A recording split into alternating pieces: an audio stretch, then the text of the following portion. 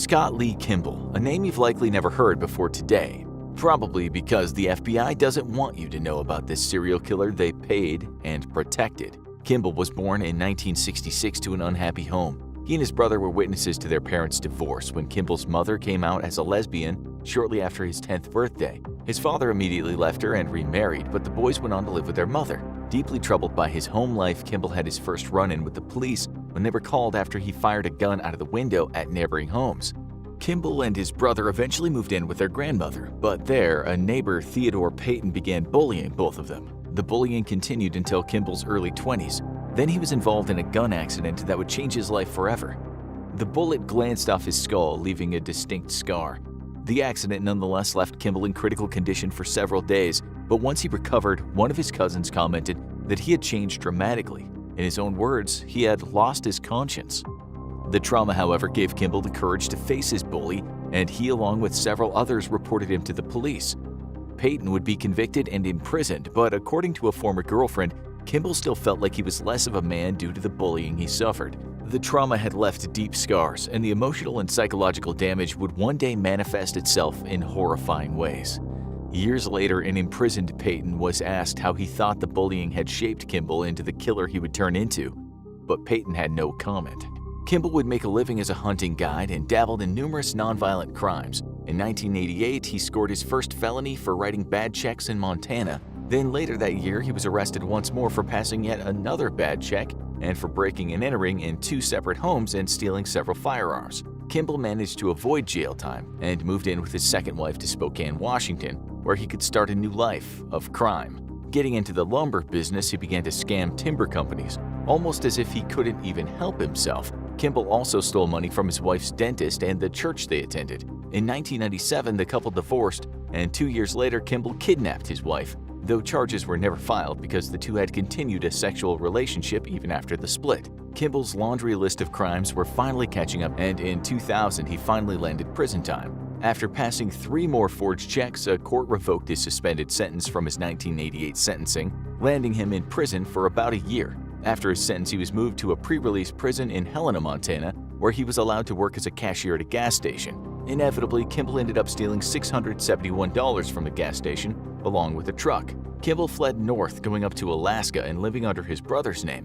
There he met Catherine Curtis, the woman who would become his third wife and who never knew him as anyone but Brett Kimball. However, soon Kimball found himself in need of cash, and he bought himself blank check stock and a computer, with which he could print checks in his brother's name, forging almost $25,000 in bad checks. Eventually, the authorities once more caught up with him and they threw him in an Anchorage prison. Kimball knew that with all his old warrants surfacing now that his identity had been revealed. He'd need to make himself valuable somehow if he was going to be a free man anytime soon. That's when he turned to the FBI and sold them a story they bought hook, line, and sinker. Kimball might have been a monster, but he was charismatic and had a knack as a confidence man. He warned the FBI that his cellmate was plotting to kill a federal judge, federal prosecutor, and 2 witnesses. He also told them that he could provide information about the October 2001 assassination of a federal prosecutor in Seattle. Given his nonviolent, white-collar crimes, the FBI bought his stories and discarded his warrants, moving him from his prison in Anchorage, Alaska, to FCI Inglewood in Colorado. 6 months later, he was released, officially an informant to the FBI. Of course, Kimball had no actual intelligence to provide for the FBI, so he fed them a continuous line of exaggerations and useless information. To this day, not a single arrest or warrant has ever stemmed from Kimball's service as an informant. Kimball, however, took right back to his old ways right under the FBI's nose. He began cashing bad checks again, but soon took on the biggest score of his life. He had started a legitimate business buying and selling organic beef, and took to financing that business with bad checks. Getting greedy would lead to his downfall, though. Impersonating Cleve Armstrong, a local optometrist, Kimball wrote more than $83,000 in bad checks to his own companies. Kimball had gained access to the necessary info thanks to his mother, who ran an insurance company in the same building as Armstrong. Kimball had set up a small office for himself in the basement of the building, right next to a poorly secured closet that kept many of Armstrong's financial records. Breaking in and stealing the necessary info let Kimball impersonate Armstrong over the phone to his bank, making the payments without detection.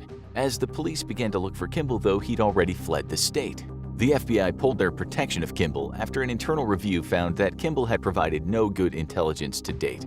The officer who had recruited him and overseen his short career as an informant was immediately reassigned, probably to a listening post in the Arctic Circle somewhere. To this day, though, the FBI refuses to comment on the situation, likely to avoid even more public embarrassment. Kimball's marriage eventually imploded, and he took up with a 25-year-old waitress. She would later remark that while he acted like a gentleman at all times, he was prone to rough sex, bondage, and taking photos of her. Eventually, he pressured her to buy him a rifle, as he was not allowed due to his status as a felon. Upon receiving the rifle, Kimball disappeared once more. With the FBI now issuing a warrant for his arrest and cooperating with local law enforcement across several states, a disturbing picture of Kimball's activities in the last few years began to emerge. Sometime toward the end of 2002, Kimball had reached out to Leanne Emery, the girlfriend of an inmate he had served time with, and turned into authorities as the mastermind of an escape plan he had actually engineered himself. As part of the plan, his cellmate had told him to make contact with Emery once he was out of prison in case he wasn't able to. And Emery was also told to listen to Kimball and do as he said. Kimball contacted Emery and drew her into his scams, the two stealing mail from local post offices to forge checks. On January 16, 2003, Emery told her parents that she was going on a trip to Mexico to go caving. Her parents hoped that this was a sign she was taking some time off and getting a grip on her out-of-control life. Instead, she'd end up losing it. Emery and Kimball went on a road trip, stealing checks worth $15,000. Kimball also made sure that their gas and expenses were paid on Emery's credit card, as well as a laptop and a handgun. Kimball would use that handgun to shoot Emery in the head shortly after, leaving her body in a box canyon in Utah. Kimball would also go on to kill the girlfriend of another cellmate, Jennifer Markham. Markham was a 25-year-old single mother and high school dropout working as a stripper. Kimball had told Markham that he had opened up a chain of coffee shops and had an opening for her in Seattle. In preparation for the move, Markham moved her belongings to Kimball's home. She'd never be seen again.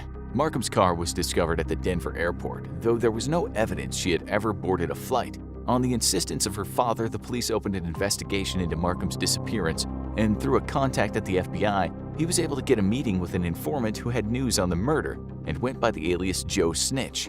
The informant said that Jennifer was dead and knew where the body was buried, which made Markham's father believe that this informant had actually killed Markham himself. The FBI didn't believe him until Joe offered to show Markham's mother exactly what happened to her daughter, or a sex escort if she paid for one. At a meeting, Markham's father had managed to write down Joe's license plate number and had a police friend run the plates, revealing that the informant was none other than Kimball himself. Kimball, however, had already struck close to home. In 2003, he had met a single mother, Laura McLeod, and now lived with his new girlfriend and her 19-year-old daughter, Casey Dawn McLeod. One day, Kimball presented a bag of drugs to Casey's mother, claiming to have found them in her room. In a confrontation with her mother, Casey grew angry after denying the drugs were hers and left the house. Kimball got Casey a hotel room where she could stay and came by to pick her up and drive her to work. He reassured Casey's mother that she just needed some time to cool off, but then Casey went missing. One day she didn't show up at the hotel room, she was sharing with her boyfriend, and she had never shown up to work. Kimball claimed to have been on a hunting trip that day and conveniently left on a work trip for a whole week right after Casey went missing. Kimball had already murdered Casey, though, burying her remains in a national park. Casey wouldn't be the only family member Kimball would kill, though. Soon after Casey's disappearance, Kimball's uncle, Terry, had the good fortune of winning the lottery and promptly retired to Mexico. There was just one problem. The Ohio State Lottery had no record of Terry winning. What was known is that Kimball had immediately begun to sell Terry's items shortly after he went missing. In 2008, Kimball was finally jailed for check fraud and was the prime suspect in at least 4 disappearances. Authorities grilled him, but Kimball refused to confess to any murders, though he dropped the enigmatic clue which stuck in one of the investigators' minds, asking what if one of the girls had simply disappeared in a national forest, presumably seeking to offer a plausible explanation for Casey's disappearance that didn't involve him. Kimball had inadvertently offered a clue that would bring him down. Investigator Jonathan Grusing happened to remember a receipt that had been sitting in evidence after Kimball's arrest. The receipt placed Kimball at a grocery store very near the Route National Forest on the day after Casey disappeared. Contacting park staff, they confirmed that a skull had been found in the fall of 2007. Subsequent DNA testing proved that it belonged to Casey McLeod. Perhaps the most disturbing of all, though, is the fact that Kimball had taken Casey's mother on their official honeymoon to that same forest, just a few days after he had killed and buried her, not far from where they made camp. With that discovery, the pressure ramped up on Kimball. He resisted at first, but eventually caved, helping lead investigators to the remains of 2 of his other victims. A third, however, couldn't be found, but he admitted to the murder. Despite this, Kimball is suspected in the murders of several other individuals, including the attempted murder of his own son, covered up as a serious car accident. His son just happened to have a life insurance policy made out to Kimball himself. Today, Kimball rots in a prison in Florida where he'll never see another day as a free man. The FBI, meanwhile, continues to do its best to sweep under the rug the several years that they unknowingly protected a serial killer. Tourists from hell. We know the type. The girl who gets drunk and then throws up on an ancient monument. The guy who screams in English, "Speak English!" to a local who doesn't speak the language. And any and all bachelor and bachelorette parties that go abroad. There are many tourists from hell, but none of them can hold a candle to today's subject, a tourist who hit the road to kill other tourists. That's right, this is the strange story of John Martin Scripps, a man who took vacations to kill people.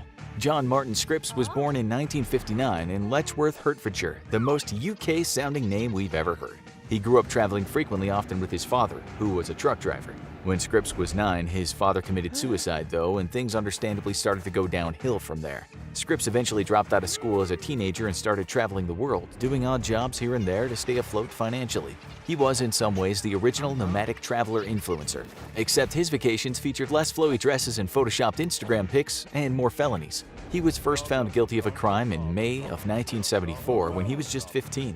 Scripps was charged with burglary, but since he was a minor, he was given a conditional discharge. This meant he would only be imprisoned if he committed another crime in the following 12-month period. Scripps, clearly playing chicken with the justice system, would proceed to commit 3 more thefts in the next 2 years. For the rest of his non-incarcerated life, Scripps lived the life of a vagabond. He roamed around the world and even ended up getting married to a local girl from Cancun when he was just 21 years old. His wife, Maria Pilar Arianos, joined him on the road, and they lived the #van life for 2 years, up until Scripps, unable to stay away from a good crime, was sentenced to 3 years in jail for theft, burglary, and resisting arrest. This broke up the happy wandering couple, as Maria apparently preferred a husband who wasn't in prison. When Scripps was released, he still had his travel bug, in addition to a good old solid knowledge of criminal activities. So what more logical way to support his wanderlust than trafficking heroin between Asia and Europe? Unfortunately, Scripps had once again conveniently ignored the fact that things like trafficking drugs will get you, that's right, arrested. He was searched in Heathrow Airport and found to be carrying way too much heroin for airport security's liking. After his stash was found, Scripps was thrown in jail in various places around the UK. Scripps then managed to escape twice during home leave, when he got to leave prison, visit home, and was expected to return when his time was up. Who could have seen that coming? His own mother told prison authorities, "The Home Office have buried their head in the sand over this. They know full well that if they had done what I told them, none of this would have ever happened. I begged them not to let him go." Of course, she did give him £200 to help him escape abroad after his last prison break. She was, after all, still his mother. But when someone's own mother is begging the warden to keep her kid locked up, maybe that's a sign that they really shouldn't be allowed out on a prison field trip. Scripps' escape abroad under the fake name Simon James Davis would prove his mother right, and the entire UK prison system deeply flawed. No one knows what clicked in Scripps' mind to send him on a serial killing spree, but the training he received while locked up definitely didn't help. Of all possible duties and assignments they could have given Scripps, they made him a butcher. That's right, he was put to work under a former butcher-turned-prison inmate in the kitchen. The ex-butcher taught him how to dismember and remove the bones from animals, which would turn out to be knowledge Scripps unfortunately put to use in the real world. Scripps committed the first confirmed murder in his old drug-running stomping grounds, Singapore.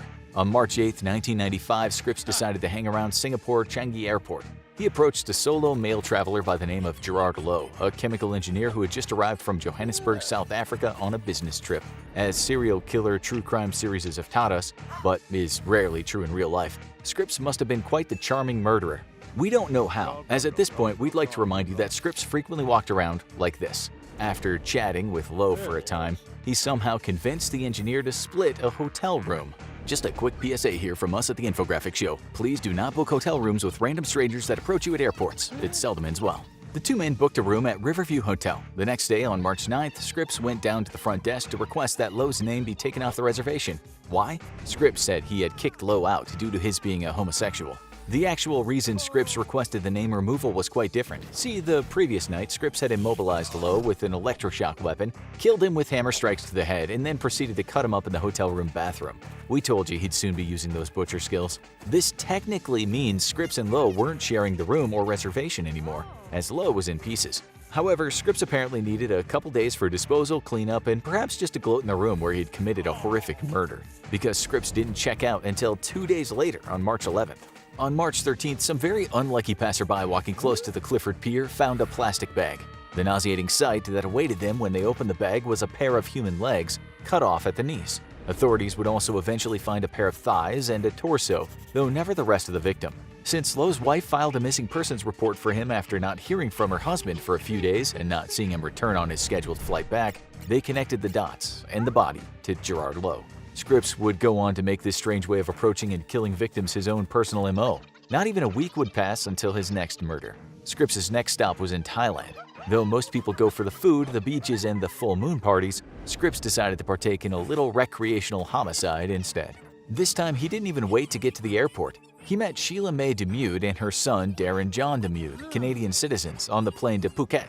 He befriended them during the flight, and when he found out that they were staying at Nilly's Marina Inn on Patong Beach, surprise, he was going to the same hotel, staying in the room next to theirs, in fact. On March 16, the Demudes woke up in this beachfront paradise, ate an early breakfast, and were never seen again. At around 11 a.m. the same day, Scripps went down to the reception to ask to be switched to the Demudes' room as they had left unexpectedly, and he would take care of their bill. Inexplicably, the receptionist made this switch without checking if the Demudes were in fact still there, or even alive. True to form, Scripps hung around the hotel in Thailand for a few days, finally departing on March 19th. Most criminals immediately flee the scene of a murder, but not Scripps. He apparently needed some downtime right after killing people. Right after he left, authorities found the skulls of the Demudes in an old tin mine and various body parts belonging to Sheila Demude a few days later on the Bon Nai Trang Road, 6 miles away. Those 3 murders are Scripps' confirmed kills, the ones he was eventually charged with in the Singapore courts. However, police suspect that those are far from his only murders. London-based financial advisor Timothy McDowell was on vacation on an island off Belize in the early months of 1995 when he made the mistake of teaming up with a new travel buddy to take scuba diving lessons. We'll let you guess who his new friend was. Though McDowell was, surprise surprise, never heard from again, his bank account was suspiciously active, specifically with a £21,000 transfer to an account in San Francisco held by Scripps. McDowell's body parts weren't found for months, and by that time Scripps was already in Changi prison for his other murders. He refused to cooperate with Scotland Yard, so detectives never got to the bottom of McDowell's murder. Accountant William Shackle also had the unfortunate luck to run into Scripps while on vacation in Cancun, Mexico. Once again, Scripps was never officially found guilty for his murder, but he was in Cancun at the time, and Shackle disappeared right after £4,000 of his traveler's checks were cashed. Scripps also used Gerard Lowe's credit card to withdraw large sums of money, so the motives for the homicide seemed at least partly financial. Eventually, as one might expect after he committed multiple homicides and then hung around his victims' hotel rooms for days, using their credit cards and transferring money from their account, Scripps was caught. Police apprehended him on March 19, 1995, as he arrived at Changi Airport in Singapore. Helpfully for the local police, Scripps was carrying an incredible mountain of evidence against him. His possessions included 2 British passports issued to Simon Davis, his alias, and perhaps more damningly, Sheila Demude's and Gerard Lowe's credit cards, and the 2 Canadian passports of Sheila and Darren Demude, and Lowe's South African passport. To further cement the case against him, Scripps was also carrying his murder weapons, a 3.3-pound hammer, a Z-Force 3 electroshock weapon to immobilize his victims, a can of mace, handcuffs, thumb cuffs, foldable knives, and Swiss Army knives. Meanwhile, last time you went through TSA, they took away your moisturizer and nail clipper. After Scripps' arrest, a district court decided that there was more than enough evidence to proceed with a murder trial. In addition to Scripps having conveniently carried all the evidence against him on his person, 39 witnesses also provided testimony placing him with Gerard Lowe. It may be obvious at this point, but Scripps had very little wiggle room to escape a conviction. He tried to present a self-defense case, stating that Lowe had made homosexual advances toward him in the hotel bed, and when Scripps declined them, Lowe had initially thrown the hammer at him. After which, Scripps retaliated by striking a blow to Lowe. He further stated, "I may have worked in the butchery, but cutting up a human body is another thing." To no one's surprise, that statement about cutting up humans feeling different than cutting up meat didn't really convince the jury of his innocence, as Scripps was clearly hoping it would. The Singapore court sentenced him to death by hanging, and though Scripps' mother protested the sentence, no other activists or groups jumped in to defend him. And the British government, clearly not wanting to be associated with Scripps, declined to make a plea for clemency. On April 19, 1996, just over a year after his traveling killing spree, John Martin Scripps was hanged in Singapore's Changi prison. This made Scripps the first Briton to be executed in Singapore since its 1959 independence from colonial rule. Though Scripps was executed for Lowe's murder, the police investigating the Mude's homicides closed the file on the day of his execution, deciding that the case was effectively finished. To this day, authorities around the world and even Scripps' ex-wife Maria remain unsure as to just how many travelers may have fallen victim to the serial killer's predations. After learning the story of the tourist from hell serial killer, hopefully you don't feel as annoyed at your hostile bunkmate snoring loudly 3 feet away from you. Remember, there are much worse tourists out there. A home video plays, presenting a picture of familial perfection, a husband and wife in the prime of their lives madly devoted to 2 adorable children. This is the quintessential American suburbia, an immaculately clean home, a manicured garden, baking cookies as a family, and the girls droopy-eyed listening to bedtime stories. Pure joy. And what's more, mom's got a bun in the oven.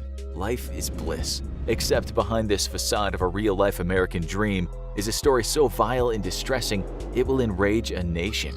It will break a billion hearts. We give you the most hated man in America.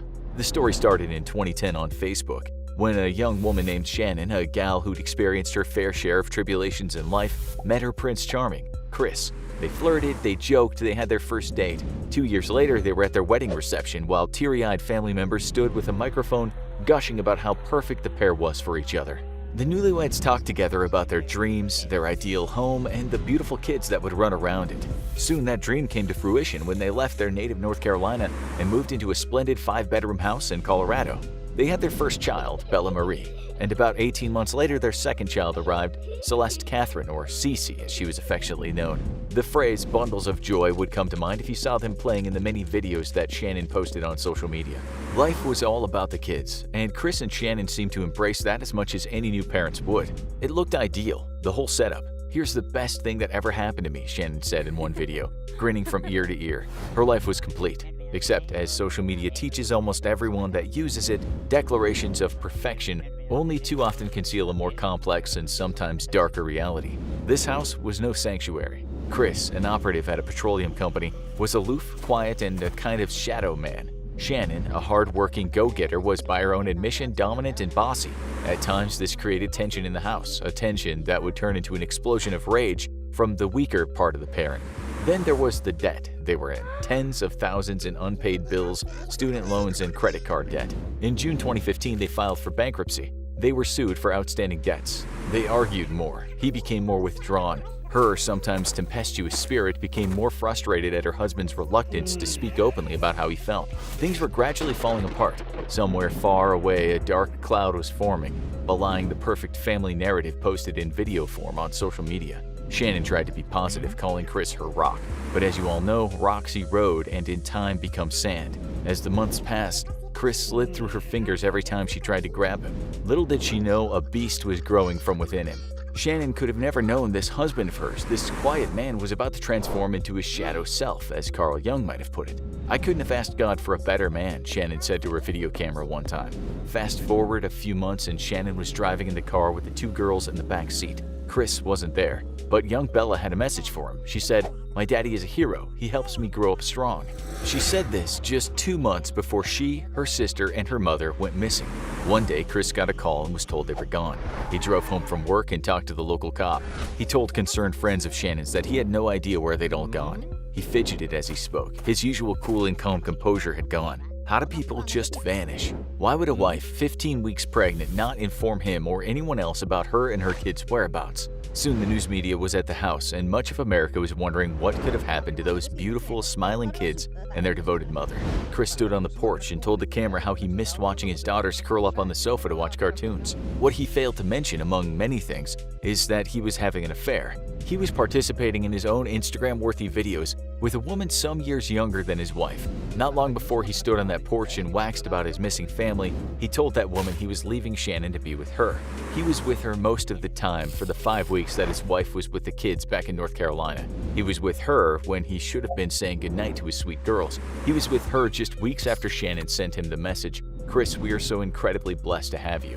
Shannon could tell something was wrong though. Chris avoided her at every opportunity. He stopped having sex with her. He went for a run or worked out when she tried to talk with him. "I wish my husband wanted to talk with me," Shannon wrote in one message. She told a friend, 5.5 weeks, no sex. He's never been like this. Unbeknownst to her, Chris, like a smitten schoolboy, made a heart-strewn love letter in a card and gave it to his lover. It read, "A kiss, a touch, a smile, a squeeze." Shannon could sense something was wrong. She told him outright that he'd not been there for her or the kids. He'd not been answering calls. He'd barely been a father. They argued, mostly about his parents, who she wasn't keen on. Chris, as always, was distant, never really broaching the issue. But something inside him was cracking. The quiet man had fire growing inside of him. Shannon sent messages to her friend. "He's changed. I don't know who he is. He hasn't touched me all week, kissed me, talked to me, except when I'm trying to figure out what's wrong."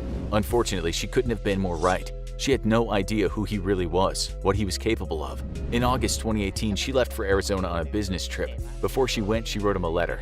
Part of it went, "The last 5 weeks have been the hardest. I missed everything about you. I miss seeing you naked on top of me, making love to me." She said she wanted to make things right between them, to try to be like they were before. She was determined to fix the cracks that had formed, not understanding that it was he who was broken, not them. Before she got on the plane, she texted him, "I'm so happy we'll have a baby boy. I will never give up on our marriage. I just want to hold you. I love you."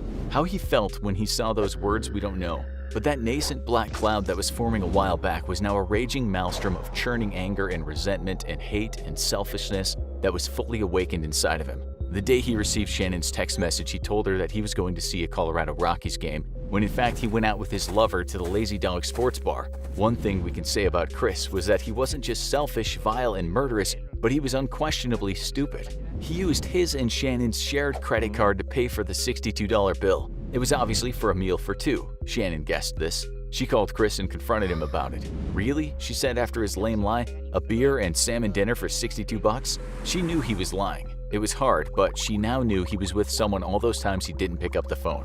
And this brings us to August 13th, 2018, at exactly 1:48 a.m.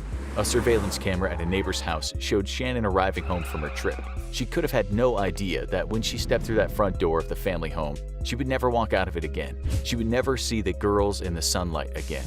She and her daughters vanished. Chris was hardly skilled at hiding the guilt from his facial expressions and body movements. To any onlooker, and certainly to the cops, he looked as suspicious as a trench coat on a hot sunny day. Sure, the authorities searched high and low for the missing family, but awkward Chris pretty much telegraphed his guilt even before he started mumbling and stuttering about loss and love, always with a set of perfectly dry eyes. Soon, he was sitting in a police interview room. A cop sat close to him and told him he was about to take a polygraph test. After trying to hold his breath while answering questions about his wife and children in a clumsy attempt to juke the machine, the cop left the room. When she returned, she said in a very serious voice, "It was completely clear you were not honest on that test." She knew very well he knew where his kids were. It was now a matter of breaking him.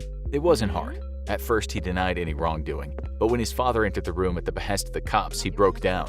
Alone with his pop, he whispered that he had killed his wife. He did it, he said, because she had killed the kids after he told her he was having an affair and was going to leave her. Let's now go back to Shannon walking through the door when she got home from that trip. Chris was sleeping. On the table next to the bed was his phone. On it was the last message Shannon sent to him. It read, "I love you." What's strange is for the first time in a while, they had sex that night. We can have no idea what Shannon was thinking about being intimate with her husband, but also thinking he was almost certainly cheating on her. Chris, on the other hand, had already made plans for the future as their bodies became entangled together for the last time. In the morning, Shannon confronted him about the bill, about the fact that she thought he was having an affair. They argued. She told him he'd never see the kids again. Something snapped inside him. He later told the police, "I had no control over it." He was talking about the fact that he had his hands around his wife's throat and was squeezing the life out of her. Shannon's lifeless body was slumped on the floor when Bella appeared at the bedroom door. She asked, "What's wrong with Mommy?" She knew, but she was too young to really understand what was going on. He later took Bella to the truck, walked back into the house, and woke up Cece. He took her down to the truck and put her in the back with her sister. Their mother was lying at their feet, wrapped in a blanket. 45 minutes later, they were at the petroleum towers where he worked. The kids knew something was wrong, but could not compute the horror that was enveloping them. At the dusty site, Chris smothered Cece with a blanket in the back seat of the truck. Bella looked at the body, and after seeing her father dispose of her sister in the tower, she asked him, "Is the same thing going to happen to me as Cece?" He told her yes. He then covered her with the blanket. Her last words were, "No, Daddy." He took her to the tower. He buried his wife in the ground and then called his lover to talk about the future they were going to have together. After that, he called a realtor and discussed the selling of the house. Shannon was reported missing about 1:40 p.m. that same day, after she didn't answer calls or texts from a friend and failed to show up to a doctor's appointment she would never have missed. She was going to discuss little Nico Watts. the baby growing inside of her. You know what happened next. In court, when Chris was found guilty of murder and other charges, the judge told him, "This is perhaps the most inhumane and vicious crime I have ever seen." He issued 5 life sentences without the possibility of parole. In a later interview from inside the prison, Chris wept as he told the complete story. He ordered mac and cheese and a glass of milk shortly before he recounted every lurid detail. But it would be an injustice to the deceased to give him the last words today. So we'll let Bella finish that song she sang for her father. "He reads my books, he ties my shoes. You're a hero through and through. My daddy, daddy, I love you."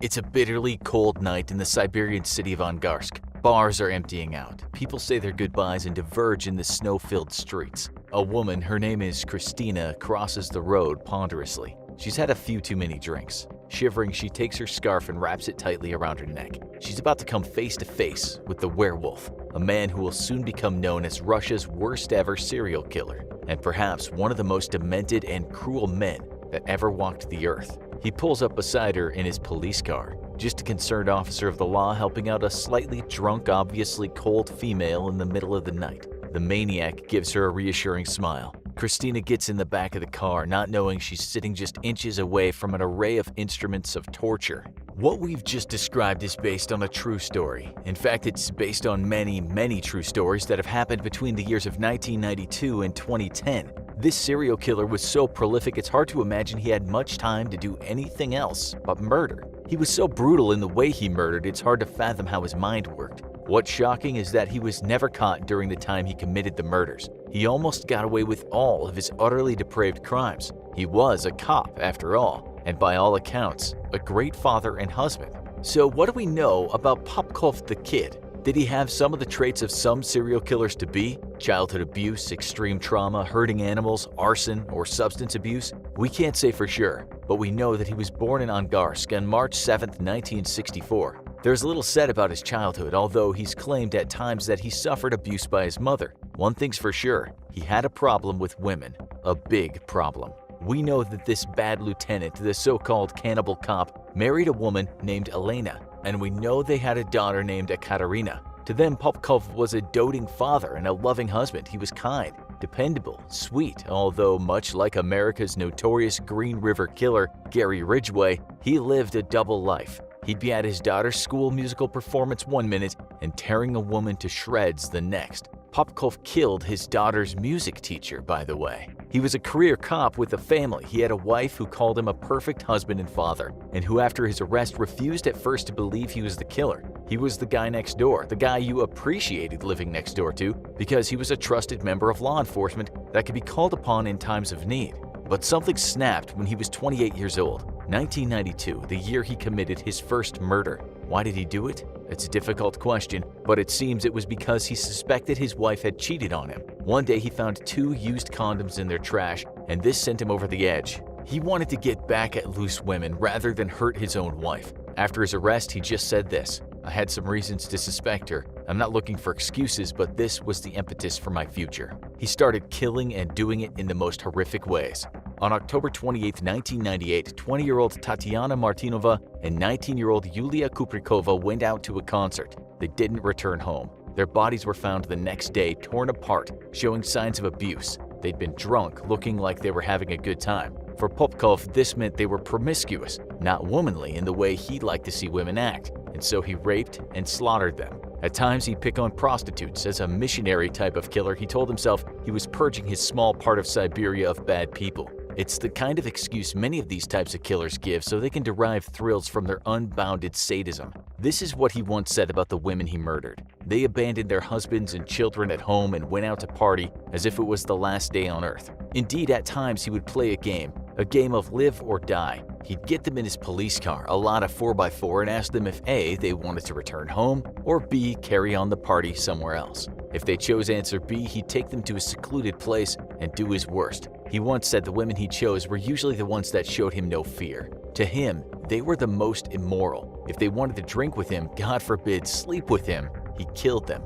Not all women became victims, he said, but those of a certain negative behavior I had a desire to teach and punish. Most of his victims were just women having a good night out, enjoying the springtime of their life. As we said, one of his victims was Ekaterina's music school teacher. When his daughter came home and asked him for money to go toward her teacher's funeral, he gladly gave some to her, helping to pay for your victim's funeral. Over the years, mutilated bodies were being found in Angarsk in the Irkutsk Oblast region, but the police never managed to secure a lead. They were, after all, seeking one of their own, a man who knew very well how to evade arrest. It didn't make matters any easier that his murders may have covered some 2,423 square miles. It wasn't easy catching him. For 18 years, the bodies piled up. One time, the police found a woman whose head was missing. Another time, the victim's heart had been torn out. He later denied that one. Some were stabbed over 100 times. Some victims were covered in bite marks. This was a monster, make no mistake. What seemed evident was the man used a number of tools to kill and mutilate his victims, and we now know that these tools were baseball bats, screwdrivers, knives, axes, a hammer, and of course, his own snapping incisors, hence the name, the Werewolf. During the 1990s, the cases piled up, but there were also 2 cases in which women managed to escape Popkov's grasp. They each gave statements to the Russian police, but still he wasn't caught. He could have been so easily. When he murdered 35-year-old Maria Lashena and 37-year-old Lilia Pashkovskaya, he made a mistake. After ditching the bodies, his police ID fell out. He went back to get the ID. It was still there, but so was a woman still breathing. I was shocked by the fact that she was still alive. I finished her with a shovel, he later testified. Then there was Svetlana Misevichus, a 17-year-old survivor who Popkov saw walking alone one evening. She said the day was bitterly cold, and so when a police officer pulled up close to her to offer her a ride, she was grateful and got in. Her heart sank and her pulse raced when Popkov drove past the turn to her house. He just kept going, driving toward the wilderness. The next thing she remembered was him smashing her head against a tree, for what she later said felt like an eternity. She was naked, cold, bloodied, semi-conscious, but she still managed to get away from him. She ran and ran, a naked girl in the snow. But unbelievably, when she screamed at passers-by, no one helped her. His dreaded car caught up with her. He got out and beat her senseless, leaving her for dead. The next day, she woke up in a morgue. In her own words, "I felt so cold, I woke up, sat down, and spotted a label on the toe of a corpse next to me." Later, she identified Popkov in a photograph, but after questioning, police took the matter no further. His wife provided a solid alibi, which of course was a lie. Misievichus and one other victim are the only people to survive a Popkov attack. Her hair turned gray and she developed a stutter after her ordeal. Such was the shock. Not only that, she had some brain damage, frostbite, and she was put on medication for syphilis. After the attack, she developed what's called a conversion disorder. The psychological trauma led to motor disturbances and she couldn't walk very well. She recovered, but on seeing Popkov in court some years later, her legs failed her again. This is an important part of the story because Misievichus was a virgin before that attack. What that meant was that Popkov was infected with syphilis from someone he had killed. We know that he got out of the police force in 1998, but the murders didn't stop then. He started working in security for Angarsk Oil and Chemical Company, but didn't stop killing for at least another 2 years. That's what police originally thought, anyway. It was believed he stopped killing in the year 2000 because his syphilis infection had made him impotent. That's one hypothesis, but it must be remembered that he didn't assault all his victims. We should also say that more recent reports state that he carried on killing until the year 2010. What we do know is that in 2012, police were onto something. They discovered that close to many of the places where the bodies had been dumped, there were tire tracks. And often those tracks belonged to a Lada Niva 4x4. This kind of vehicle was often used by cops in Siberia, so investigators asked 3,500 retired and current policemen for DNA samples. It was all downhill for him from there. He stopped killing, though he'd gotten away with it, and then one day there was a knock on the door. How many people did he kill? In his own words, "I can't exactly say, I didn't keep a record." First, he was convicted of 22 murders and he went down for them, but then there were many more cases. In fact, he confessed to 59 more murders, the ones he could remember doing. He took cops to some of the scenes of the crime where he dumped the body and gave them all the details he could. Things all added up. At 83 murders, he is said to be the worst serial killer in modern times in Russia. The worst of all time was a wealthy 18th century countess and peasant killer, Saltechika Daria Nikolaevna Saltykova, who confessed to 138 murders. His tally makes him the third worst in the world, behind Colombian Luis the Beast Garavito, who murdered 138 children, and another Colombian, Pedro Lopez, the monster of the Andes, who killed 110 people.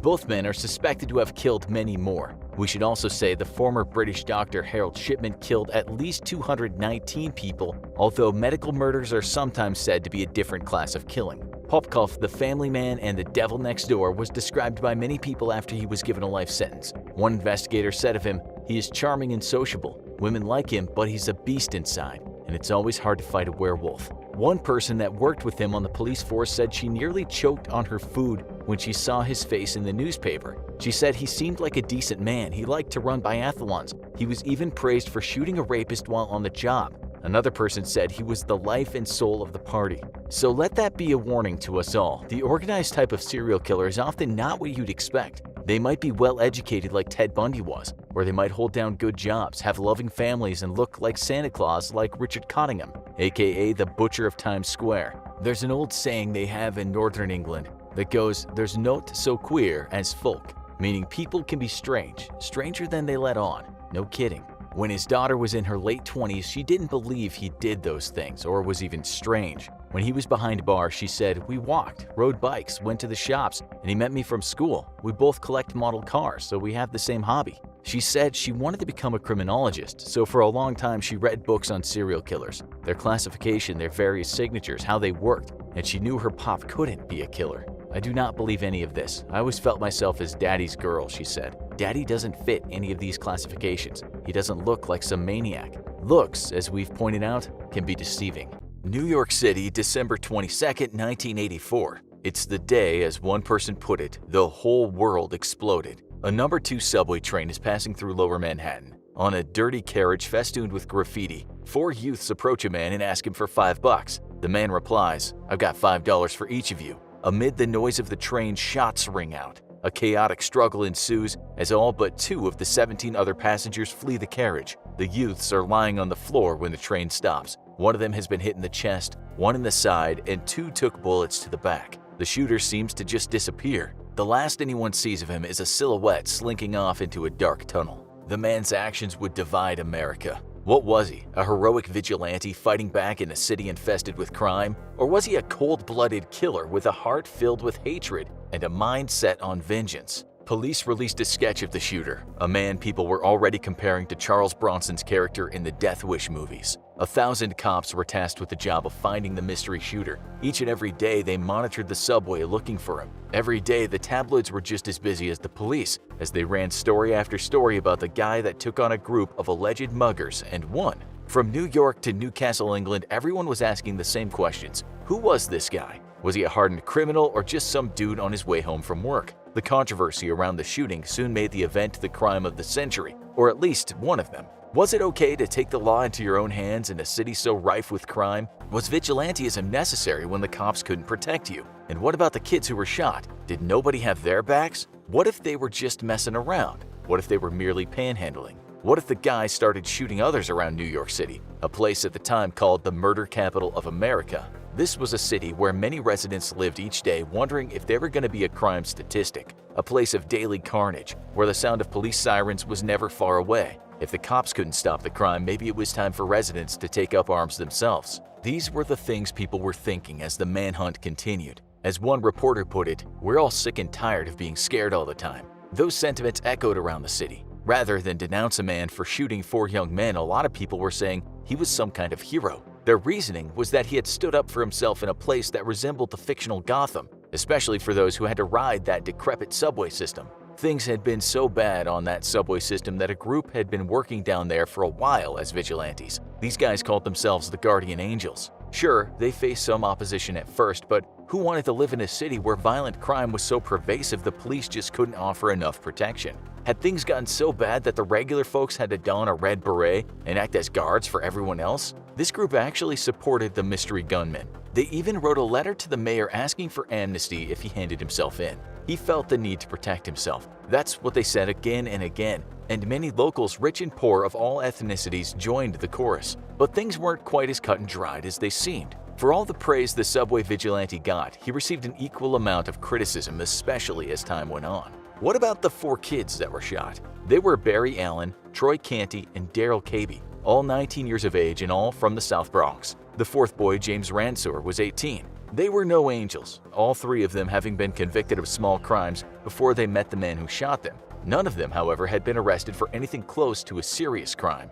That night, they got on the Broadway 7th Avenue Express with the intention of robbing a video arcade in Manhattan. That was the reason 2 of them had sharpened screwdrivers in their pockets. That's what they later testified anyway. On the way to that arcade, 2 of them approached a man at the rear end of the 7th car of the train. They asked him how he was doing, to which the man replied he was fine. One of the group asked him for the $5, and you know what happened next. The question is, just how aggressive were these teens? Did asking for some cash really justify the man opening fire? Surely just brandishing a weapon would have been a good enough warning. And why did he carry on shooting after he'd shot the first teen? He hit another of the youths when one was already on the floor crying out, "Why did he shoot me? Why did he shoot me?" When the teens were down and pools of blood were spreading over the carriage floor, the man bent down next to one of the cowering teens and said, "You don't look so bad. Here's another." That teen was KB, and the injury ensured he'd never walk again. Does this sound like a hero to you? For many people, he was exactly that. Don't make your decision just yet though, because you need to hear some of the things this man once said about racial minorities. We'll get to that soon. 9 days later, the gunman walked into a police station in New Hampshire and told the cops he was the subway vigilante. His exact words were, "I'm the person they're seeking in New York." He was no Charles Bronson, fragile in build and also demeanor. Still, he had a bloodlust. He carried a lot of anger. During those first talks with the cops, he was recorded saying that he wanted to kill all of the teens that night. He even said he was disappointed he hadn't got one teen in the head when he had the chance. Who was he? His name was Bernard Goetz. He was a 37-year-old man who'd grown up with German immigrant parents in Queens, New York. But later during his childhood, the family moved to upstate New York. It seems they weren't short of cash, grossing millions a year from their family business in the early 80s. Bernard and his youngest sister were schooled for a while in Switzerland with the help of the cash earned from their pop's business. When Bernard returned to the US, he studied in college and left with a degree in electrical engineering, and then later he studied nuclear engineering. As the 70s were coming to a close, Goetz was a successful businessman producing precision high-tech engineering equipment. There was one thing that bothered him about New York City, and that was the crime. This was something Goetz was very outspoken about. To him, it seemed every day was a struggle to stay out of the way of violence. So when he was mugged and injured by 3 teens in a subway station in 1981, he made a decision to get himself a gun. He did so illegally after being turned down for a pistol permit. He was irate, not only because he'd been hurt in the mugging, but because those charged with the crime got off. Prior to that mugging, he'd been mugged twice before and threatened 2 other times. This was a bullied kid grown up who still got bullied. After his arrest, he didn't hold back about what he felt was the ongoing destruction of a city he loved. He called New York lawless and a disgrace. He didn't show an ounce of sympathy toward the kids he had shot. In fact, he said this, "I wanted to kill those guys. I wanted to maim those guys. I wanted to make them suffer in every way I could. If I had more bullets, I would have shot them all again and again. My problem was, I ran out of bullets." Goetz said he had no intention of shooting people on the subway, but when he felt his life was being threatened, he didn't think twice about using his weapon. He admitted that his objective when he pulled out that gun was to kill his assailants. But were the teens so aggressive that Goetz rightly felt in fear of his life? No one ever said they pulled out those sharpened screwdrivers. So was using the gun a massive overreaction? One of the teens did once admit that Goetz looked like easy prey, and indeed they wanted to rob him of his money. The public was split down the middle at times after hearing this. As the trial approached, many people still hailed Goetz as a hero and even wore t-shirts with his face on them, while others condemned him for being an angry maniac with racism issues. Those folks had a right to think he was a maniac after hearing that Goetz told police he was about to gouge the eyes out of one of the teens, but only stopped when he saw the utter fear in the kid's expression.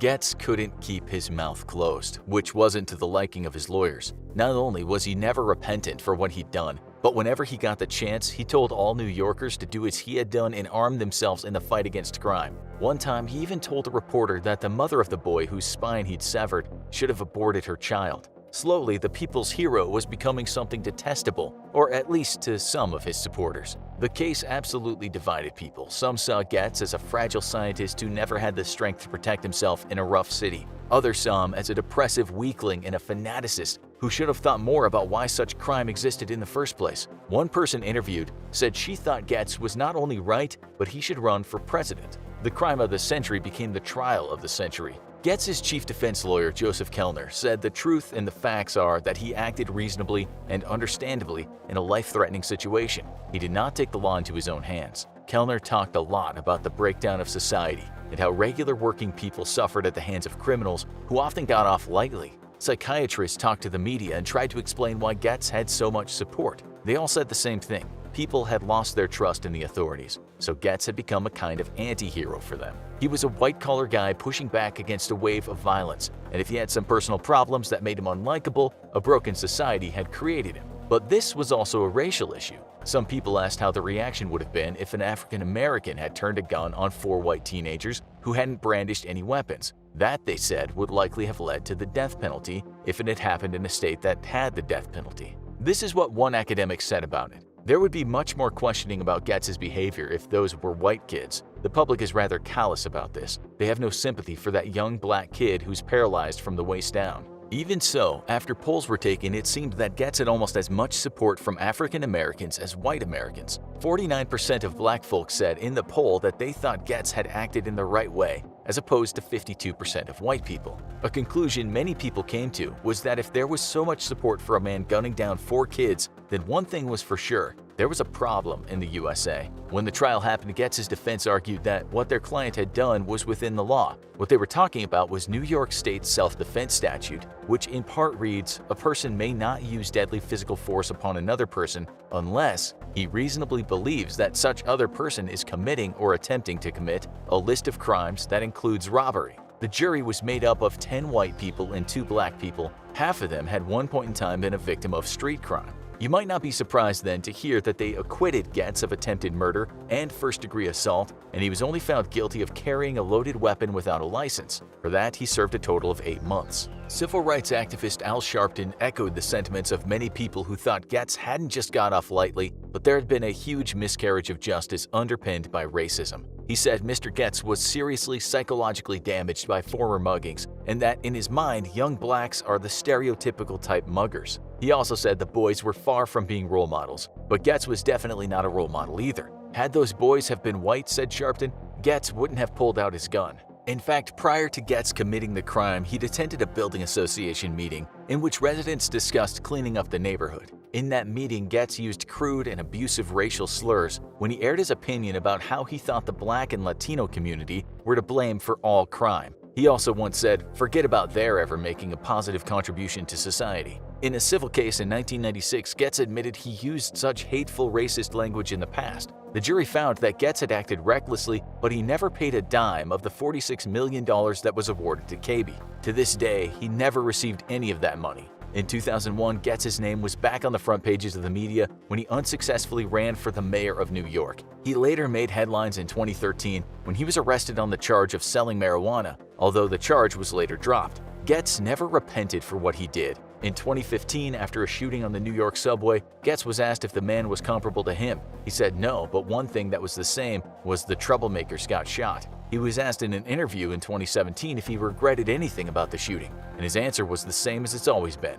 no, no. The psychiatrist, a man named Bukanovsky, sits opposite Chief Investigator Burakov. Burakov hands him a photograph. "It's him," says Bukanovsky. "You can put that down as kill number 40. The photo glistens under a lamp as he lays it on the table. The victim is partially exposed. Both her eyes are missing. Bukanovsky knows the police are dealing with a man filled with an indescribable rage. He's as cruel as they come, maybe the worst ever, and he won't stop. This man is married to murder." When that scene we've just discussed took place, the police had almost given up hope of finding who they believed was Russia's first serial killer. Not only was his kill count incredibly high, but he did things to his victims that cops couldn't even bring themselves to tell loved ones when they got home. The term monster was certainly deserved. That's the reason they brought in a psychiatrist, someone who understood sexual rage, who could explain why a person would mutilate someone and derive carnal satisfaction from it. These were dark times indeed in Rostov, a place which gained the unfortunate epithet of the serial killer capital of the world. Moscow wasn't happy about bringing in an egghead to solve the crimes, and the cops themselves, for the most part, were a bit embarrassed. But what could they do? This killer needed to be stopped, and then they were shocked, almost appalled, when Bukanovsky handed his profiling report in. It said, "You're not exactly looking for Hannibal Lecter, but your maniac is very well educated and getting on in years. And yes, he could definitely be cannibalizing his victims." It was only then that the police started looking in some of the right places. It's an assumption, mostly a faulty assumption, that serial killers should look like people on the edge and live like people on the edge. that they should stand out and not even be the guy next door who plays with his dogs and pushes his kids on the swings in the park. On the outside, Andre Chikatilo looked like he lived a normal kind of life and didn't pose a danger to people. But he was in fact one of the most demented, deranged, and dangerous people that's ever walked the earth. We'll get around to some of his crimes soon, but what happened in this man's childhood needs to be talked about. He was born in 1936 in the Ukrainian Soviet Socialist Republic. This was a time of famine when Soviet leader Joseph Stalin had introduced collective farming policies that had disastrous consequences. Chikatilo, along with his father and mother, were literally starving. When there was no bread to eat, they ate leaves and grass. When he was old enough to understand, his mother told him that before he was born, his brother Stepan had been kidnapped and eaten by starving neighbors. When his father went off to war and the Nazis occupied Ukraine, Chikatilo shared a single bed with his mother in what can only be described as a wretched hut. Many nights he wet the bed, after which his mother would teach him a lesson. It's a grim story, and it doesn't get much better after the war, since in Ukraine there was a post-war famine. In fact, young Chikatilo was so starved he often passed out at school. He was bullied for his meager size, and since he spent much of his life being humiliated by his mother, he wasn't exactly sociable with girls. His shyness became even worse when he discovered that even though he liked the opposite sex, he was impotent. He passed the entrance exam for Moscow State University. He dated, he remained impotent, and so the relationship didn't last long. This happened again after he joined the army. In fact, after his arrest, he said girls were going behind my back, whispering that I was impotent. I was so ashamed. I thought no one would want such a shamed man, so I had to run away from there, away from my homeland. Away he went to Rostov-on-Don, where he landed a job as an engineer. He even married, but to conceive a child, he and his wife were forced to inseminate in a way that didn't involve penetration. Soon after, he obtained a degree in Russian literature and philology, and not long after that, he got a job teaching Russian literature. So yes, to onlookers, this man might have looked harmless, but of course he had some serious issues. Those issues were soon understood when students complained that Chikatilo had groped them.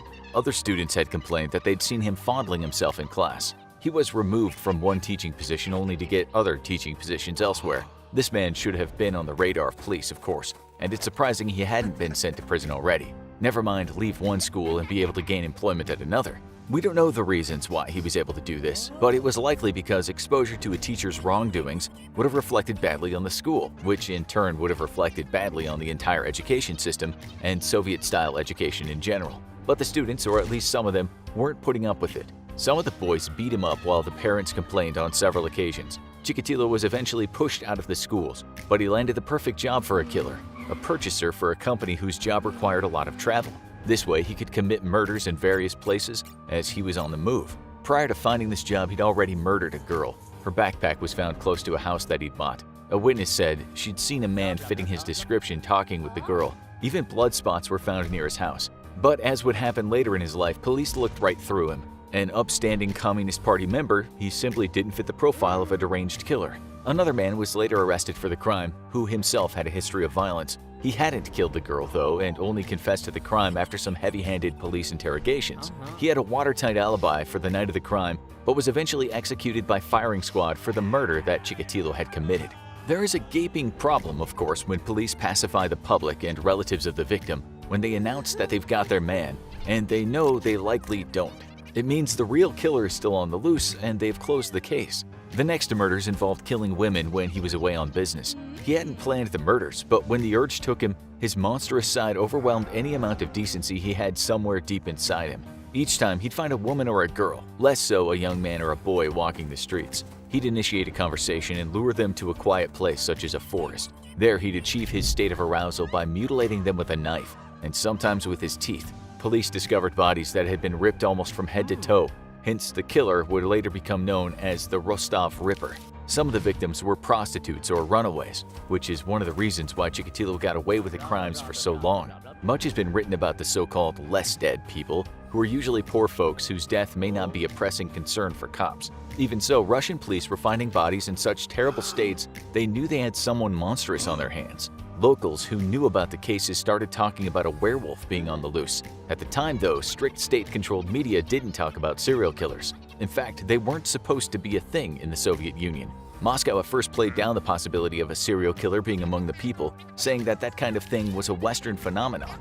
This is one reason why information about Chikatilo's crimes was suppressed. But in the end, Moscow had to admit that a terrible person was repeatedly killing and taking apart bodies bit by bit. An investigation ensued, even though the news media for the most part kept quiet about the madman on the loose. The forensic analyst Viktor Burakov, whose name we mentioned at the start of the show, was tasked with the heading of the investigation. After seeing an eyeless, eviscerated body of a girl lying in the undergrowth, he understood that he was dealing with no ordinary killer. Nonetheless, the cops thought that such savagery had to be the work of something darker than one man with a warped mind. They wondered if some group wasn't harvesting people's organs, and that's why the bodies were mutilated. Or maybe they thought a satanic cult was to blame. At the very least, they said that the killer had to have a history of serious mental illness. But as you know, this line of investigation didn't lead anywhere. As they looked into Satan worshippers and folks released from psychiatric wards with a history of violence, the bodies piled up. They also employed their heavy-handed tactics once more to interrogate suspects, some of whom were mentally disabled. Sure, they got confessions, but more bodies were found while they were in custody. Those confessions were only scrubbed from the record a year later. They just weren't looking for an educated traveling businessman, which was unfortunate because Chikatilo was tearing people apart in an astonishing frequency. Then, on September 13, 1984, he was spotted by police talking to a woman outside Rostov bus station. He looked suspicious, and so when he left, they followed him. After talking to more women and rubbing himself against some of them, they stopped him. In his bag was a knife and lengths of rope, as well as a tub of Vaseline. Not only did police discover his crimes as a teacher, but his description also matched the man last seen with one male victim. The cops took some of Chikatilo's blood, but on being told that it didn't match the type found on some of the victims, he spent some time in jail for a theft he'd committed, but then was once again a free man. He killed twice more in just a few months after his release from jail, each murder displaying the hallmarks of the Ripper. It was about this time that police stepped up their investigation, now stationing undercover female officers at areas where it was thought victims were being picked up. It was then when Russian authorities did something they'd never done before. They brought in a psychiatrist, Dr. Alexander Bukhanovsky, a man who was able to produce a criminal profile. This was some report, too, at 65 pages in total. In it, he explained that police were looking for what's called a necrosadist, meaning someone who is aroused by other people's pain and death. He surprised cops by saying this guy is well-educated and, unlike they assumed, in his autumn years, possibly around 50. Bukhanovsky called this person Citizen X, and so now police put together a Citizen X investigation team. This is what Bukhanovsky told them about serial killers. Many think that serial killers get pleasure from killing. This is not so. Their urge to kill is like breathing, it's irresistible. They want desperately to stop. Some are even relieved when they're finally caught. He told police they were looking for someone who had a very difficult childhood and had struggled to form meaningful relationships throughout his life. He also said the killer was likely impotent. The knife he used in killings was the replacement for his penis. Bukhanovsky added that even though this man might have had a strained relationship with women, he was probably living with a family of his own.